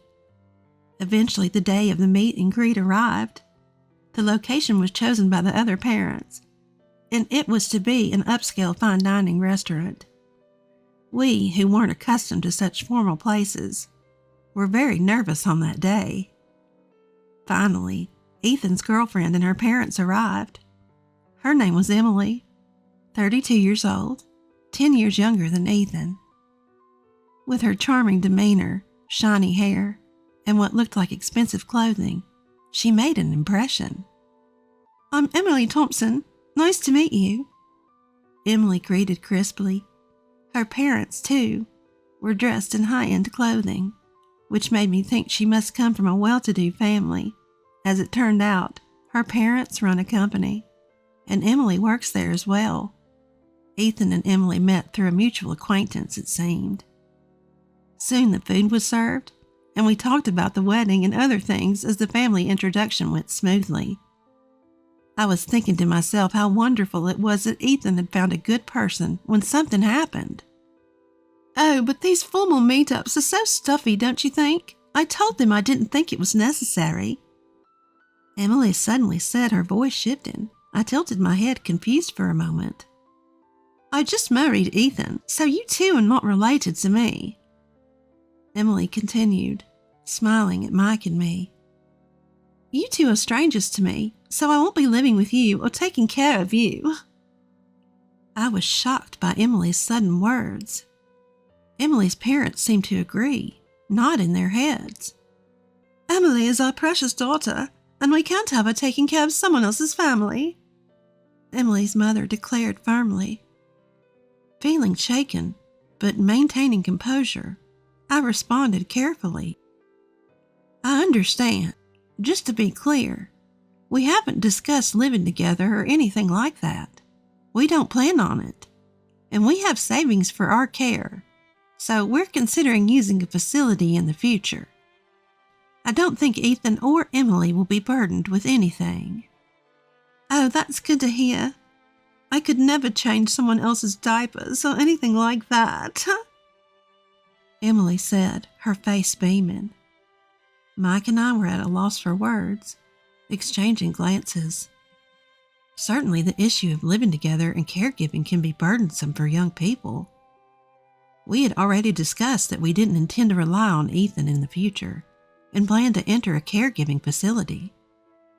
Even though Emily and her parents didn't know this, I was internally frustrated by her intentionally tactless way of speaking. And after the family introduction was over on our way home, Ethan came running up to us panicked. Mom, Dad, I'm sorry about what Emily said earlier. I think she was just nervous. Maybe she said too much because of that. Ethan tried to cover for her, but all I could say was, well, it's fine. But she's a very frank child, isn't she? We had our thoughts, but Mike and I understood that people nowadays are more likely to express their opinions clearly.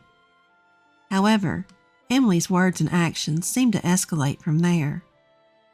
It appears that Ethan and Emily decided to move forward with the preparations for the wedding. I talked to Ethan on the phone briefly, and he told me that the venue was in Emily's hometown, and the dates were all set according to Emily's convenience. None of Ethan's wishes seemed to have been fulfilled. Mike, having a bit of trouble with his legs, had suggested, "Wouldn't it be better to have an accessible venue?" But it seems he was overridden by the desire for a venue with beautiful decor. "Are you okay with that?" I couldn't help but ask, concerned. "It can't be helped. The wedding is mainly about the woman. Sorry to Daddy, though." While that was indeed true, I became a little worried as Ethan's wishes were being entirely ignored. "I need to prepare for the ceremony now. I'm busy, so I'm going to hang up." As Ethan was about to end the call, I asked hurriedly, "You're busy, but Emily is helping, right?" Emily is busy attending bridal beauty treatments, so I'm in charge of the details." "I see." I had thought not to interfere in their affairs, but something seemed off. Since they said they'd come to our house on their next day off to discuss the wedding, I thought about taking the opportunity to talk to Emily a little. I don't intend to be nagging or intrusive, but since Emily is marrying my son, I thought that if I could get to know her better, I might see her good side. And so the weekend arrived. As planned, the two of them came over to our house. After chatting for a while, Ethan and Mike went out to the porch to smoke, leaving the room. Only Emily and I were left in the living room. I thought this was a good opportunity, so I spoke to Emily with a smile. "Emily, Ethan really loves hamburgers. I think he'd be delighted if you made them for him once in a while, or maybe you've already done that." When I said that, Emily opened her mouth seemingly uninterested. Is that so? I hate cooking, so I won't make it, you know. It's messy, and my parents told me I don't have to do such a thing. I prefer to eat at nice restaurants, and I don't like hamburgers, so I'd rather have pasta every day." I was stunned by her response for a moment. What was this woman talking about? "Well, Emily, you're working too, so cooking every day must be hard, so it's good to eat out once in a while." I finally managed to say that, but Emily continued. "That's what I'm saying. I'm not going to cook at all. I don't want to do anything so bothersome. Haha. And don't worry, I plan to hire a housekeeper for all the other chores. I mean, I'm going to quit my job once we're married." What? I was starting to lose comprehension. I felt a headache coming on. "If you're quitting your job and not doing household chores, how will you pay that housekeeper?" Emily said smugly. "Of course, Ethan will be paying for that. Haha. I'll be busy hanging out with the friends. But taking piano lessons is part of my hobbies. I don't have time for work or housework. That's why Ethan needs to earn more. To be honest, his salary is a little less than I thought. I feel like he's not trying hard enough. I want to tell him to work harder. I was at a loss for words and looked down silent. As I was doing so, Ethan and Mike returned, and the conversation was interrupted. After seeing Ethan and Emily off at the front door, I stood there filled with frustration and confusion. I knew Emily was an honest person, but would she really say all that? Or was Emily just using Ethan? Doubts rapidly spread in my mind. Mike, noticing my expression, asked me what had happened. I told him everything. Mike seemed to have the same thoughts. "I thought it was odd when we met at that upscale fine dining restaurant, but saying all that, is Ethan okay?" I talked to Ethan, but it seems like Emily has managed to convince him. I don't think anything we say will help. "Yeah, I guess so." "So we have to have Emily tell us the truth herself." "What?" I let a smile cross my face. A few days later, I was asked to accompany Emily to her dress fitting. Ethan had said that he couldn't go because of work, so I was called at the last minute. When I appeared, Emily predictably looked displeased. "Ugh, why are you coming? Where's Ethan?" "Ethan got called into work," I answered, and Emily turned away saying, "That's so boring." I was already dumbfounded by Emily's childish attitude. Regaining my composure, I calmly watched Emily as she changed into various dresses. Emily was with Emily's mother, and they were exchanging opinions back and forth. Mom, what do you think of this dress design? I think the previous one was better. You're right. The shoulder line isn't quite right. They seemed to have no regard for me, continuing their conversation just between the two of them. Even when I tried to engage them in conversation, they answered curtly. Emily's attitude was getting worse and worse, I thought to myself. Moreover, it seemed that Emily had been raised incredibly overprotected. Listening to their conversation, Emily was constantly asking her mother, Mom, I can't do that. Can you do it for me? Each time, Emily's mother would simply comply, saying, Sure, sure. Considering this behavior, it made sense why she didn't cook. I can't quite let go of the previous dress. Take a picture, will you? Emily spoke to her mother, but I held up my mobile phone with a smile. I'll take the picture for you. Really, Auntie? Do you even know how to use a mobile phone? Make sure to send it to my mobile phone once you're done. Emily was consistently sharp-tongued. I took a few pictures and then sent them to Emily. At that moment, a staff member in charge of the dresses approached me, so I set my mobile phone on the table. Are you the mother-in-law? This dress is now available at a more affordable price. The staff member quickly started pitching to me. I responded vaguely and brushed it off, but Emily and Emily's mother, thinking I was focused on the conversation with the staff, started talking freely. What they were saying was astonishing. Thank goodness we found a good cash cow, huh? Really, I'm glad he seems like a nice person. Yeah, he's a plain and unimpressive guy, but he has a decent income. His income and education are his only redeeming qualities.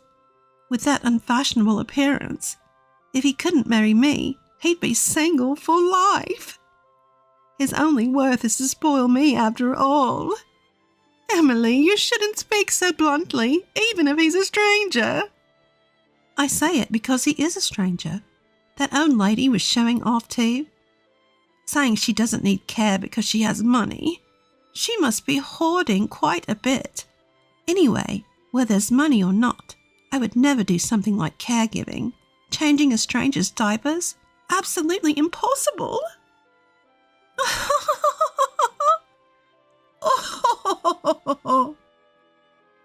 As Emily laughed saying that, Emily's mother also started laughing. Being spoken about so openly, I felt more astonished than angry. Emily indeed showed her terrible true nature. I ended the conversation with the staff and turned back to Emily and her mother. I have plans for today, so I'll be heading home. Is that so? Thanks anyway. Emily responded indifferently, not even looking at me. Leaving the chattering duo behind, I walked out of the dress shop. If they consider me a stranger, I won't hold back either. My plan was already in motion. That night, Ethan and I were visiting Emily's house. It was my first time at Emily's house, and I was surprised. I had heard that Emily's house was a fairly large single-family home, and indeed it was spacious, but it was completely neglected. Weeds were growing wild, and the window glass was cracked. What's going on, Ethan? You said you wanted to see me all of a sudden. Emily, coming out of the house, answered nonchalantly. I need to talk to you. Ethan spoke quietly. Ugh, it's late, and this is a hassle. Let's do it tomorrow. I really need to talk to you. It's important. Ethan, who's usually gentle, was persistent and spoke in a strong tone this time. Were you after my money? What? What are you talking about? Suddenly? There's no way that's true. What's happened, Ethan? Emily started to panic. I didn't think it was true either, but then I heard this. Ethan said that and took out my mobile phone. He pressed the play button on the recording app. Then Emily and Emily's mother's voices were heard. As Emily listened, her face turned pale. Yes, I had recorded their conversation while matching today's outfits. I played it for Ethan after we got back home. I explained it to Ethan myself at first, but he didn't believe me. However, when he heard the certain proof of their conversation, he seemed shocked. I felt sorry for him, but I thought this was the only way to wake him up. The conversation played. They were bad-mouthing Ethan, calling him a money tree and worse. This is some kind of mistake," Emily stammered. Don't make excuses. Emily's shoulders trembled at Ethan's sudden anger. I was surprised too. I had never seen the unusually mild-mannered Ethan so angry. I'm shocked that you thought of me that way. Even when you did whatever you wanted, I tried to bear it because I wanted to do my best to meet your wishes. But you never had any affection for me. I can't marry someone like that. The engagement is off. I'll cancel the wedding. Ethan stated firmly, and Emily fell silent. Then, just when I thought she had been quieted, she turned on us, glaring. "If you found out, it can't be helped. But since you're the one calling off the wedding, you'll pay the cancellation fee and the compensation for breaking the engagement too," Ethan exclaimed. What? She was a greedy, outrageous woman. However, I calmly told her, "Do you think you're in a position to say something like that? Aren't you the one at a disadvantage?" I challenged, holding my mobile phone up to Emily. "This audio recording is evidence. You clearly stated that you're after my son for his money. You know what will happen if this gets out, right?" My words sent Emily into a panic. Wait a minute. Mother-in-law." "Mother-in-law? There's no reason for you to call me that. You're just a stranger in the end, aren't you?" I laughed at Emily, who was at a loss for words. "As you wish. I'll treat you as a stranger forever." I held back on speaking my mind because I thought you would become Ethan's wife. But if you're a stranger, I can say whatever I want. You're a money-hungry, useless woman. Ethan deserves better than someone like you." Emily's face turned bright red, whether from anger or embarrassment, and she trembled violently. Eventually, sensing something was amiss from our exchange, Emily's parents hurried over to us. "What's going on here?" I responded with a smile to Emily's mother, who asked with a composed face, "This marriage is off. It seems your daughter was referring to my son as a cash cow. We'll be billing you for the compensation for the broken engagement and the cancellation fee for the venue." Emily's parents turned pale at my words and began to stammer excuses. But I had said all I needed to say, and we had no more business in this house. "Let's go," I urged Ethan, preparing to leave Emily's house. But before we left, I turned back to her parents and added one more thing. "Oh, by the way, it seems you've been neglecting the care of your home. It's unbearable to look at. Perhaps you should focus on that instead of expensive clothing."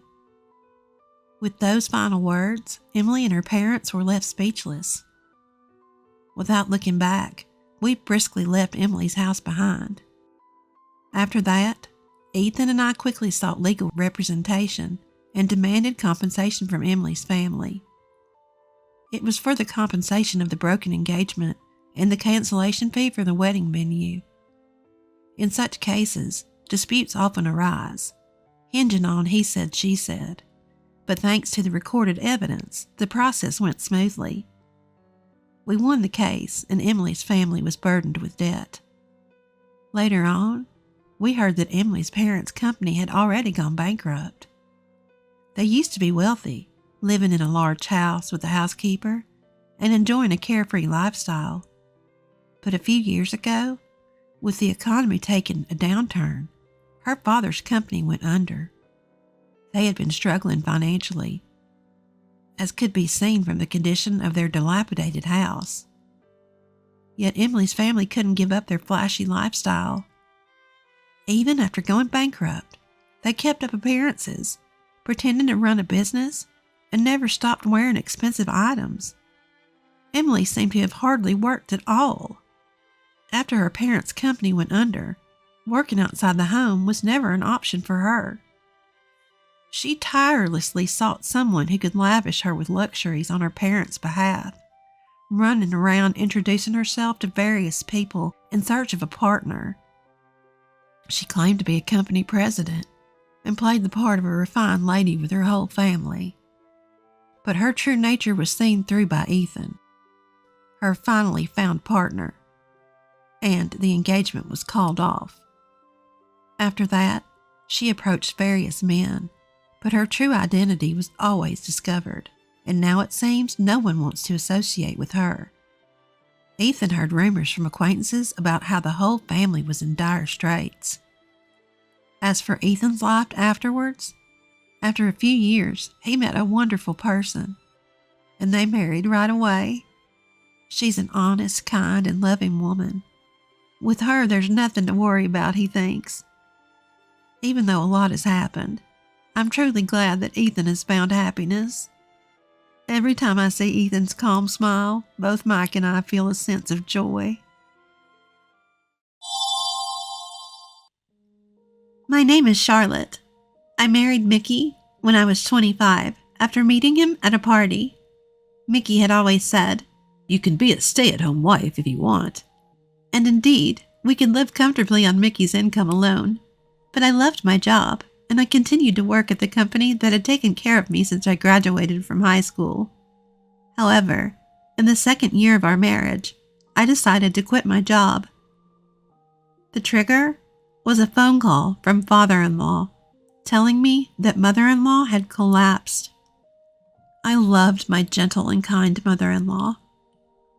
When I rushed to mother-in-law's side alone, as Mickey couldn't make it due to work, mother-in-law greeted me with a weak smile, connected to many tubes. Mother-in-law was not in immediate danger, but her collapse had left her in need of care. We had to decide who would take care of mother-in-law before she was discharged. I thought Angelina, my unmarried sister-in-law who lived with her parents, would do it, but she firmly refused. Angelina, who mainly works from home, told the hospitalized mother-in-law, "I'm not playing around at home, so I can't take care of Mom. Get it together." Mother-in-law smiled in a troubled way, but I was honestly taken aback by how someone could say such a thing when their own mother was suffering.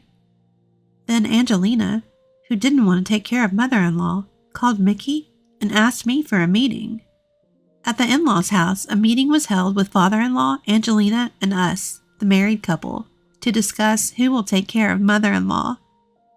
I really can't take care of Mom. "What should I do about the housework now that my wife has collapsed so soon?" Angelina kept saying, "Impossible." And father-in-law, who had left all the housework to mother-in-law, seemed to have no intention of taking care of her. Mickey tried to persuade Angelina to take care of mother-in-law, but she firmly refused. The conclusion of this family meeting seemed predetermined. Angelina and father-in-law were indirectly telling me to take care of mother-in-law. I had some attachment to the job I had continued since graduating from high school, but I didn't want to see any more of this meeting, where they were pushing the care of mother-in-law, who had been so kind to me since I married Mickey, onto each other. So I made up my mind and said, "I understand. I'll quit my job and take care of mother-in-law. We'll be living together from now on, so please treat me well." Father-in-law said, "Thank you, Charlotte," and thanked me happily. But Angelina spat out, "Of course." Mickey asked me, "Are you sure? If it's too much, we can hire a professional to take care of Mom." but I nodded. "It's okay. I really owed a lot to mother-in-law. Hiring a professional would cost money, and mother-in-law might feel hesitant. I thought it would be better for mother-in-law to be taken care of by me, a family member, even though I was her daughter-in-law. I knew that father-in-law was a vague person who wanted to avoid trouble, and Angelina had a mean-spirited personality. I was anxious about having to live with these two from now on, but I made up my mind, quit my job, and started living with my in-laws. That life was more challenging than I had imagined. Mother-in-law's body had become uncooperative, so she initially lamented needing care even to go to the bathroom. She often said, "I'm sorry," to me for having to take care of her, and it was painful to see mother-in-law like that. And above all, Angelina's bullying of me as the daughter-in-law took a mental toll. My family didn't have money, and I had been working since high school without going to college, but Angelina often mocked my education. While eating the food I made and talking to father-in-law about work, she would suddenly say, "Oh, sorry, Charlotte. This conversation might be too difficult for a high school graduate. I shouldn't have talked about something you can't understand." Or she would come to me, who is caring for mother-in-law, and deliberately say, "You're just a lowly high school graduate daughter-in-law, so you have to at least take care of mom." Mother-in-law, with her body that couldn't move freely, would scold Angelina, saying, "Don't say such things to Charlotte." Angelina seemed to hate being scolded by mother-in-law. So after being sternly told by mother-in-law, she began to badmouth me when mother-in-law wasn't around. I have a respectable job at home, so it's only natural for a lowly high school graduate like Charlotte to do the housework. So sometimes make food that tastes good. It's always so bad. When Angelina, who did no housework, said this to me while I was cooking, I even thought about not serving her meal, but I held back. When she found an unclean spot, she would say loudly, "Wow, a trashy daughter-in-law. Can't tell the difference between trash. There's so much garbage piled up." But I held back then, too. I didn't want it to become known that Angelina and I were not getting along, as it would be a mental burden on mother-in-law. I endured and lied to mother-in-law, who would ask, "Is she not being mean to you?" with a smile saying, "I'm fine." Mickey knew Angelina's personality and often worried about me. "Are you not pushing yourself too hard?" he would ask, and I would lie to him too, saying, "I'm fine." I didn't want to burden Mickey, who was working hard in a company with a strict boss with family problems. Father-in-law acted as if he couldn't hear how much I was being insulted. To father-in-law, who just wanted someone to do the housework in place of mother-in-law, it probably didn't matter what was said to me. For mother-in-law, for Mickey, inspiring myself with these thoughts, I devoted myself to mother-in-law for a year. Then, mother-in-law suddenly passed away, peacefully in her sleep. "Mama died because you didn't take proper care of her. Such a useless, trashy daughter-in-law." Angelina said this to me crying, as I stood in shock in front of the deceased mother-in-law. I had done my best to take care of mother-in-law, but the thought that mother-in-law might have died because of my lack of care was swirling in my head. During mother-in-law's funeral service, I was in a daze, like an empty shell the whole time. Mickey was considerate, but Angelina kept saying to me so Mickey couldn't hear, "You're really useless." With mother-in-law's funeral service over, there was no reason for me to continue living with my in-laws. As I stood alone in my suit, looking at my mother-in-law's empty bed, father-in-law pleaded with me. "Please, Charlotte, my wife has passed away, but won't you continue to live with us?" Father-in-law is someone who can't do any housework at all. I couldn't imagine Angelina doing housework either. Father-in-law probably wanted me to continue living with them as a housekeeper. I was astonished by this, but more than anything, I was appalled that father-in-law would plead for such a thing right after mother-in-law's funeral service had ended. I thought, this man really only thinks about himself, but I didn't give an answer on the spot. I need to consult with Mickey, so I can't decide on my own. Father-in-law clung to me, saying, "Please, I beg you." But I only replied that I would consult with Mickey, and the conversation ended in a stalemate. "Charlotte, Mom has passed away. There's no need to live together anymore. Let's move out, live just the two of us. You've been through a lot, haven't you?" A few days after mother-in-law's funeral service, Mickey said this to me. I also wanted to end the cohabitation. Now that mother-in-law had passed away, there was no reason to live with Angelina, who would speak ill of me, and father-in-law, who would treat me as a housekeeper. Thanking Mickey for his consideration, we, as a couple, decided to leave my in-laws' house. But that plan was completely crushed by Angelina. "What? I won't allow you to leave. Saying such a thing the moment Mom is gone is too heartless." When Mickey and I told Angelina and father-in-law that we were thinking of leaving, Angelina became furious like a raging fire. "It's not heartless. Charlotte took really good care of Mom. She deserves to be freed now." "A high school graduate like her finding a job now is impossible. If she can't be useful to society, she should at least do housework in this house and be of some use to Dad and me." "Charlotte was excellent at her job. You have no right to say that to her. Anyway, neither Mickey nor Charlotte has any intention of leaving this house." Because Angelina stormed out of the room after saying this, the discussion was forcibly ended. But Mickey said, "We could just leave on our own," and started looking for a place. I also began preparing for the move, looking for properties while doing housework so as not to be complained about by Angelina, and reducing our belongings. But Angelina was watching me, and when I was organizing my belongings, she would scatter them, shouting, "Heartless person! I'll never let you leave this house." Or when I was making phone calls to look for property, she would snatch my mobile phone and say to the real estate agent, "Please pretend that conversation never happened." She started to act completely out of control. Mickey would get angry at Angelina every time, but she would always yell back at him, "Your wife is the worst. You have no eye for women." And nothing would improve. One day during dinner, when Mickey and I were both at our wits' end, Angelina, in a rare good mood, called out to me, "Charlotte, tomorrow my fiancé is coming to our house. I know you're a useless piece of trash, but try to use your brainless head and read the room, okay?" I was used to being berated at the dinner table when Mickey wasn't around, but I was surprised by the word fiancé that came out of Angelina's mouth. I know it's really rude, but I was shocked to think there's a man in the world who would want to marry someone like her.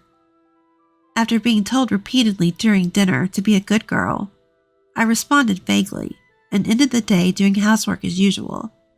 And then the next day, Angelina, dressed more stylishly than I had ever seen her, brought her fiancé Randolph.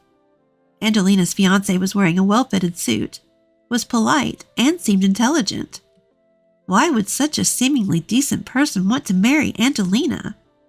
I thought, again rudely, as I prepared drinks and headed to the living room where father-in-law, Angelina, and Randolph were. Then I heard Angelina's cajoling voice coming from the living room. "That spaced-out girl earlier is Mickey's wife. She really can't do anything. I do all the housework in our house, and I worked hard to take care of our deceased mom. I think Mom could have lived longer if that girl hadn't stressed her out." I froze in the front of the living room. I felt as if I had been struck from behind by Angelina's words. The shock woke me up. Because I didn't want to burden Mickey or mother-in-law, I had been holding back.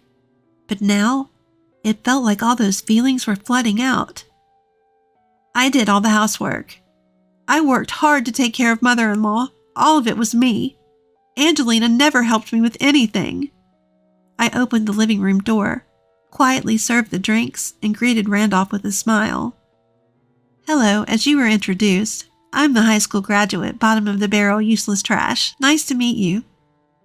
Angelina let out a panicked shout, but I kept talking smoothly. Angelina really guides me well. She evaluates every meal I make as tasteless, and when I'm cleaning, she comes to laugh, saying that the trash is cleaning up trash. She often scolded me for my caregiving, saying that mother-in-law died early because of my incompetence. "You? What are you saying?" Pointing at Angelina, who was furious like a demon and smiling. "See, she's guiding me like that." Angelina pulled my hair and yelled, "Stop it!"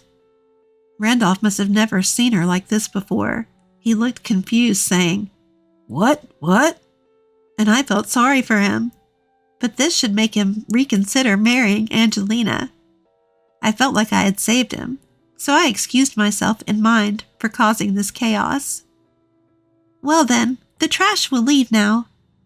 I left the in-laws' house with only my valuables. Father-in-law, wanting to avoid trouble, just sat silently during my counterattack. Seeing Angelina's furious rage, and Randolph almost crying as he tried to calm her down, was refreshing.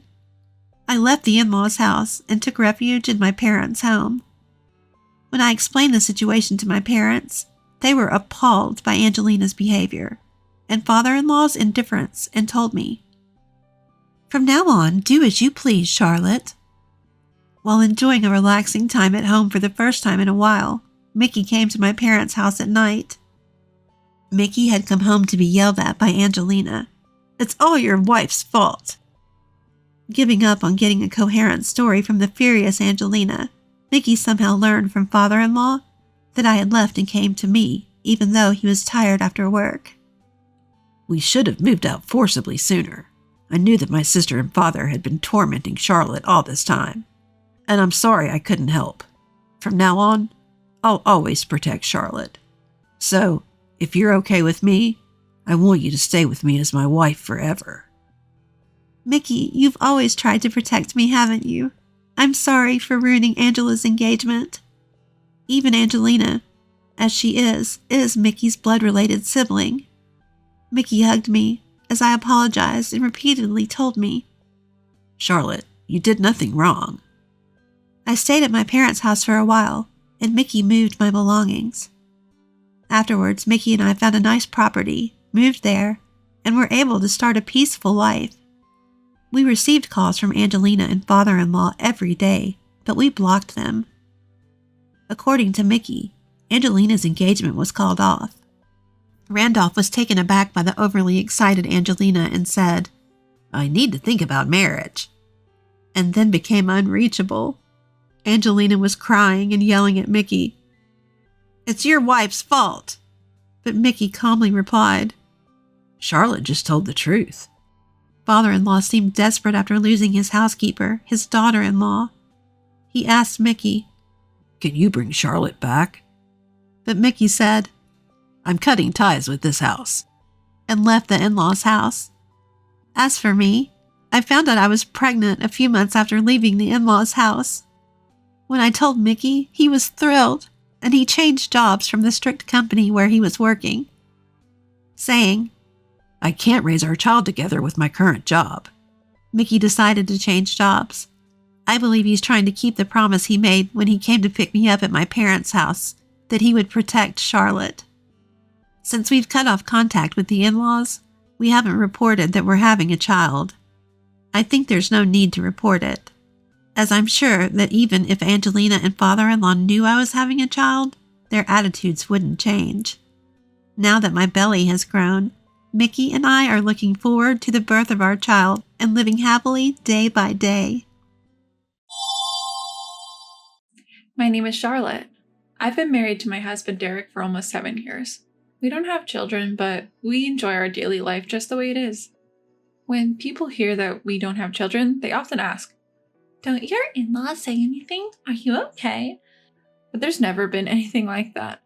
When we told my in-laws that we were having trouble conceiving, I was nervous that they might say something. But both my father-in-law and mother-in-law didn't blame me at all and simply said, Thank you for telling us. My mother-in-law even said, If you two are happy, that's enough. I remember feeling embarrassed and crying right then and there. We told my in-laws about our situation after 3 years of marriage. Almost 4 years have passed since then, and I still have a good relationship with my in-laws. There's never been any bad treatment, and we regularly stay in touch, even going out to eat together. One day while I was at work, I got a call from my mother-in-law. My mother-in-law has always been sensible and never called me during work before, so when I got the call, I knew something must have happened. Feeling anxious, I stepped away from my desk and answered the phone quickly. Mother-in-law? What's wrong? Then my mother-in-law said, panting over the phone, Your father-in-law has... Father-in-law? What happened to my father-in-law? Your father-in-law? He's been taken in an ambulance. What? I told my boss what happened and left work early. My mother-in-law said she'd also contacted my husband, but he never checks his phone during work, so he didn't notice. I called my husband's office, explained the situation, and asked to speak to him. After understanding what had happened, my husband said, "I'll head to the hospital now. Please, go there too, Charlotte." My husband and I arrived at the hospital at almost the same time and were able to meet near the reception. As we were about to look for mother-in-law, my brother-in-law Eugene spotted us and called out, "Brother, sister-in-law, over here." We followed Eugene to father-in-law's hospital room as he directed, but by the time we got there, it was too late. In the room, my mother-in-law was crying loudly and my sister-in-law, Marie, was holding back tears. Father-in-law had passed away, looking like he was asleep. I can't believe it, father-in-law. I couldn't help but let tears flow. My husband and brother-in-law comforted me and the others, but when I stepped out into the hallway, both of them were covering their faces with their hands. As the daughter-in-law, I was overwhelmed with tears, so I can only imagine how much sadder my husband and brother-in-law, the actual sons, must have felt. I thought they probably wanted to cry as much as mother-in-law. I thought so. The funeral for father-in-law was over in the blink of an eye, and about 2 weeks had passed when my husband and I were told by my mother-in-law that she wanted to talk to us on our next day off, so we headed to her house. When we arrived, my brother-in-law and his wife were already there, and mother-in-law said, "I'm glad she came. Come on, sit down, sit down." She seated us, and then my husband asked, "Mother, what's the talk about?" With a serious look on her face, mother-in-law looked at us and said, "Mom, about the talk." When my husband starts like that, mother-in-law looks at us with a serious face and says, "Thank you all for helping out with Dad's funeral. Thanks to you, everything went smoothly." "Thank you," mother-in-law says, bowing her head. Her son-in-law responds, "What are you talking about, Mom? We're family after all." We all nod in agreement with his words. Then, with an apologetic look on her face, mother-in-law starts, "And there's something I gathered you all here to ask." She then explains why she called us. She's feeling uncertain about living alone after father-in-law's death. The family home is aging and she's considering rebuilding, and if possible, she wants to live with either our family or her son's family. Mother-in-law keeps saying, "I'm sorry for being so selfish." It's not selfish at all. She's getting old, and after losing father-in-law so suddenly, it's natural for her to feel vulnerable. I would like to live with her if we can, but we live quite far from her, and with our work, moving here isn't possible. "I'm sorry, Mom, we can't do it right now." When my husband says that, my mother-in-law drops her shoulders. "I understand." Then my brother-in-law says cheerfully, "We'll live with you." "But Eugene, you work at a company, don't you?" I ask. He smiles and says, "My company is pushing for remote work now, and many are moving to the countryside. Since Marie is a housewife, I think it's better if we live together." His wife agrees. "Yes, it will be reassuring." Mother-in-law sheds tears of joy. My husband and I feel a bit guilty for leaving everything to them, but if this makes mother-in-law feel a bit more comfortable, we want them to do it. "Eugene, are you sure? We're leaving it all to you." To that question he replies, it's fine. Just come and help us if something happens." We agreed to let them take care of mother-in-law as long as we help if needed. About a year later, a new house is built and mother-in-law lives with them. 2 years later, they have a daughter, Cecilia, and mother-in-law is delighted. Since we don't have children, our niece is very dear to us, and we visit the new family home about once a month. But 7 years later, just before the 10th anniversary of father-in-law's death, we get sudden news. My brother-in-law has died. My husband and I rushed to the hospital, but like with father-in-law, we're too late. It was so sudden that we thought it was an accident or a sudden ailment, but it turned out to be cancer. About a year ago, they found cancer in him, and it was already in the final stages. Because of his youth, it progressed quickly, spreading to his bones. Despite trying various treatments, he passed away.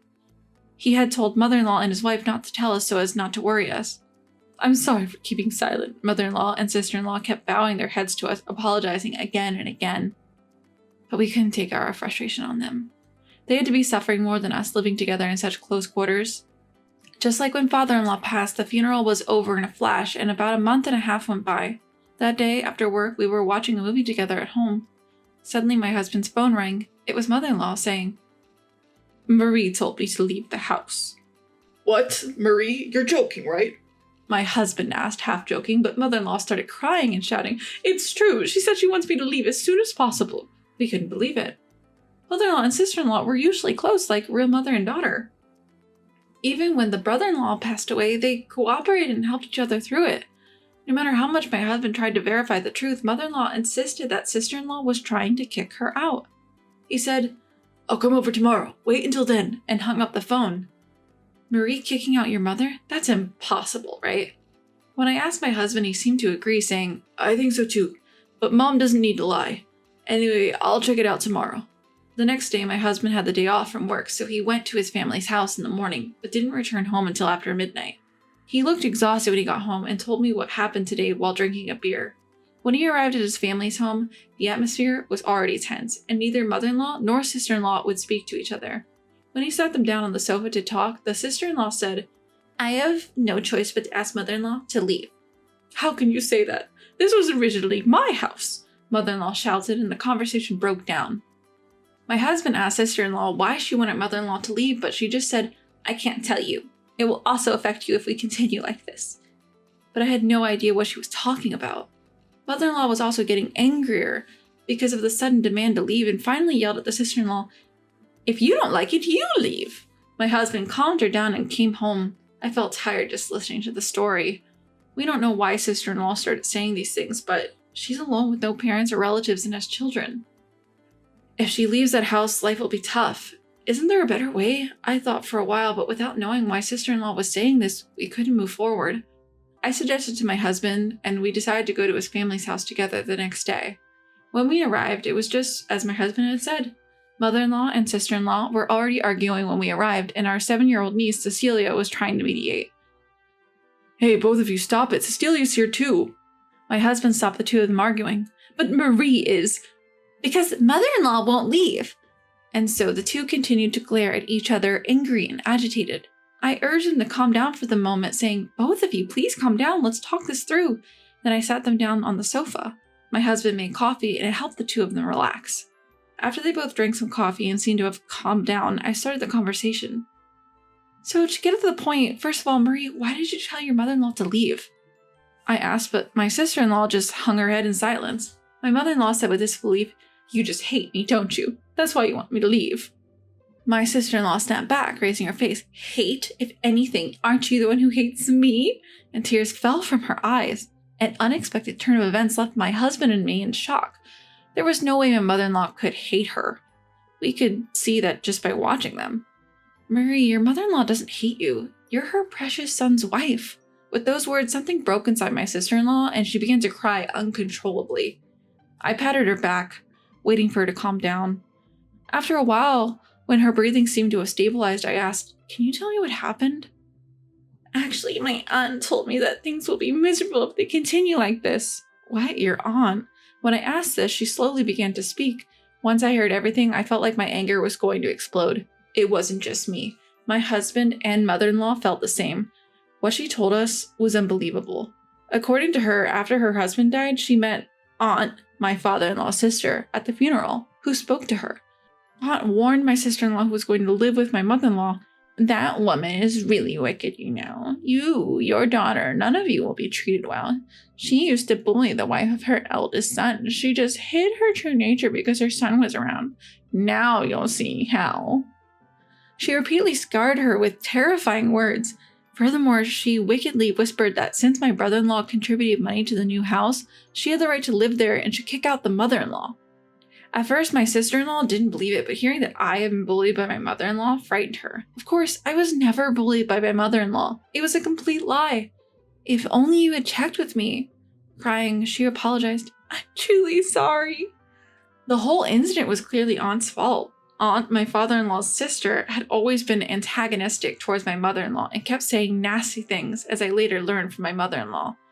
Of course, my sister-in-law also has some responsibility for believing Aunt completely, but I thought anyone would be scared if told such things when emotionally unstable after losing her husband. My mother-in-law, learning everything, said, "So that's what happened. But Marie, do you think I'll do such a thing in the future? I think of you as my own daughter." Smiling and shedding tears.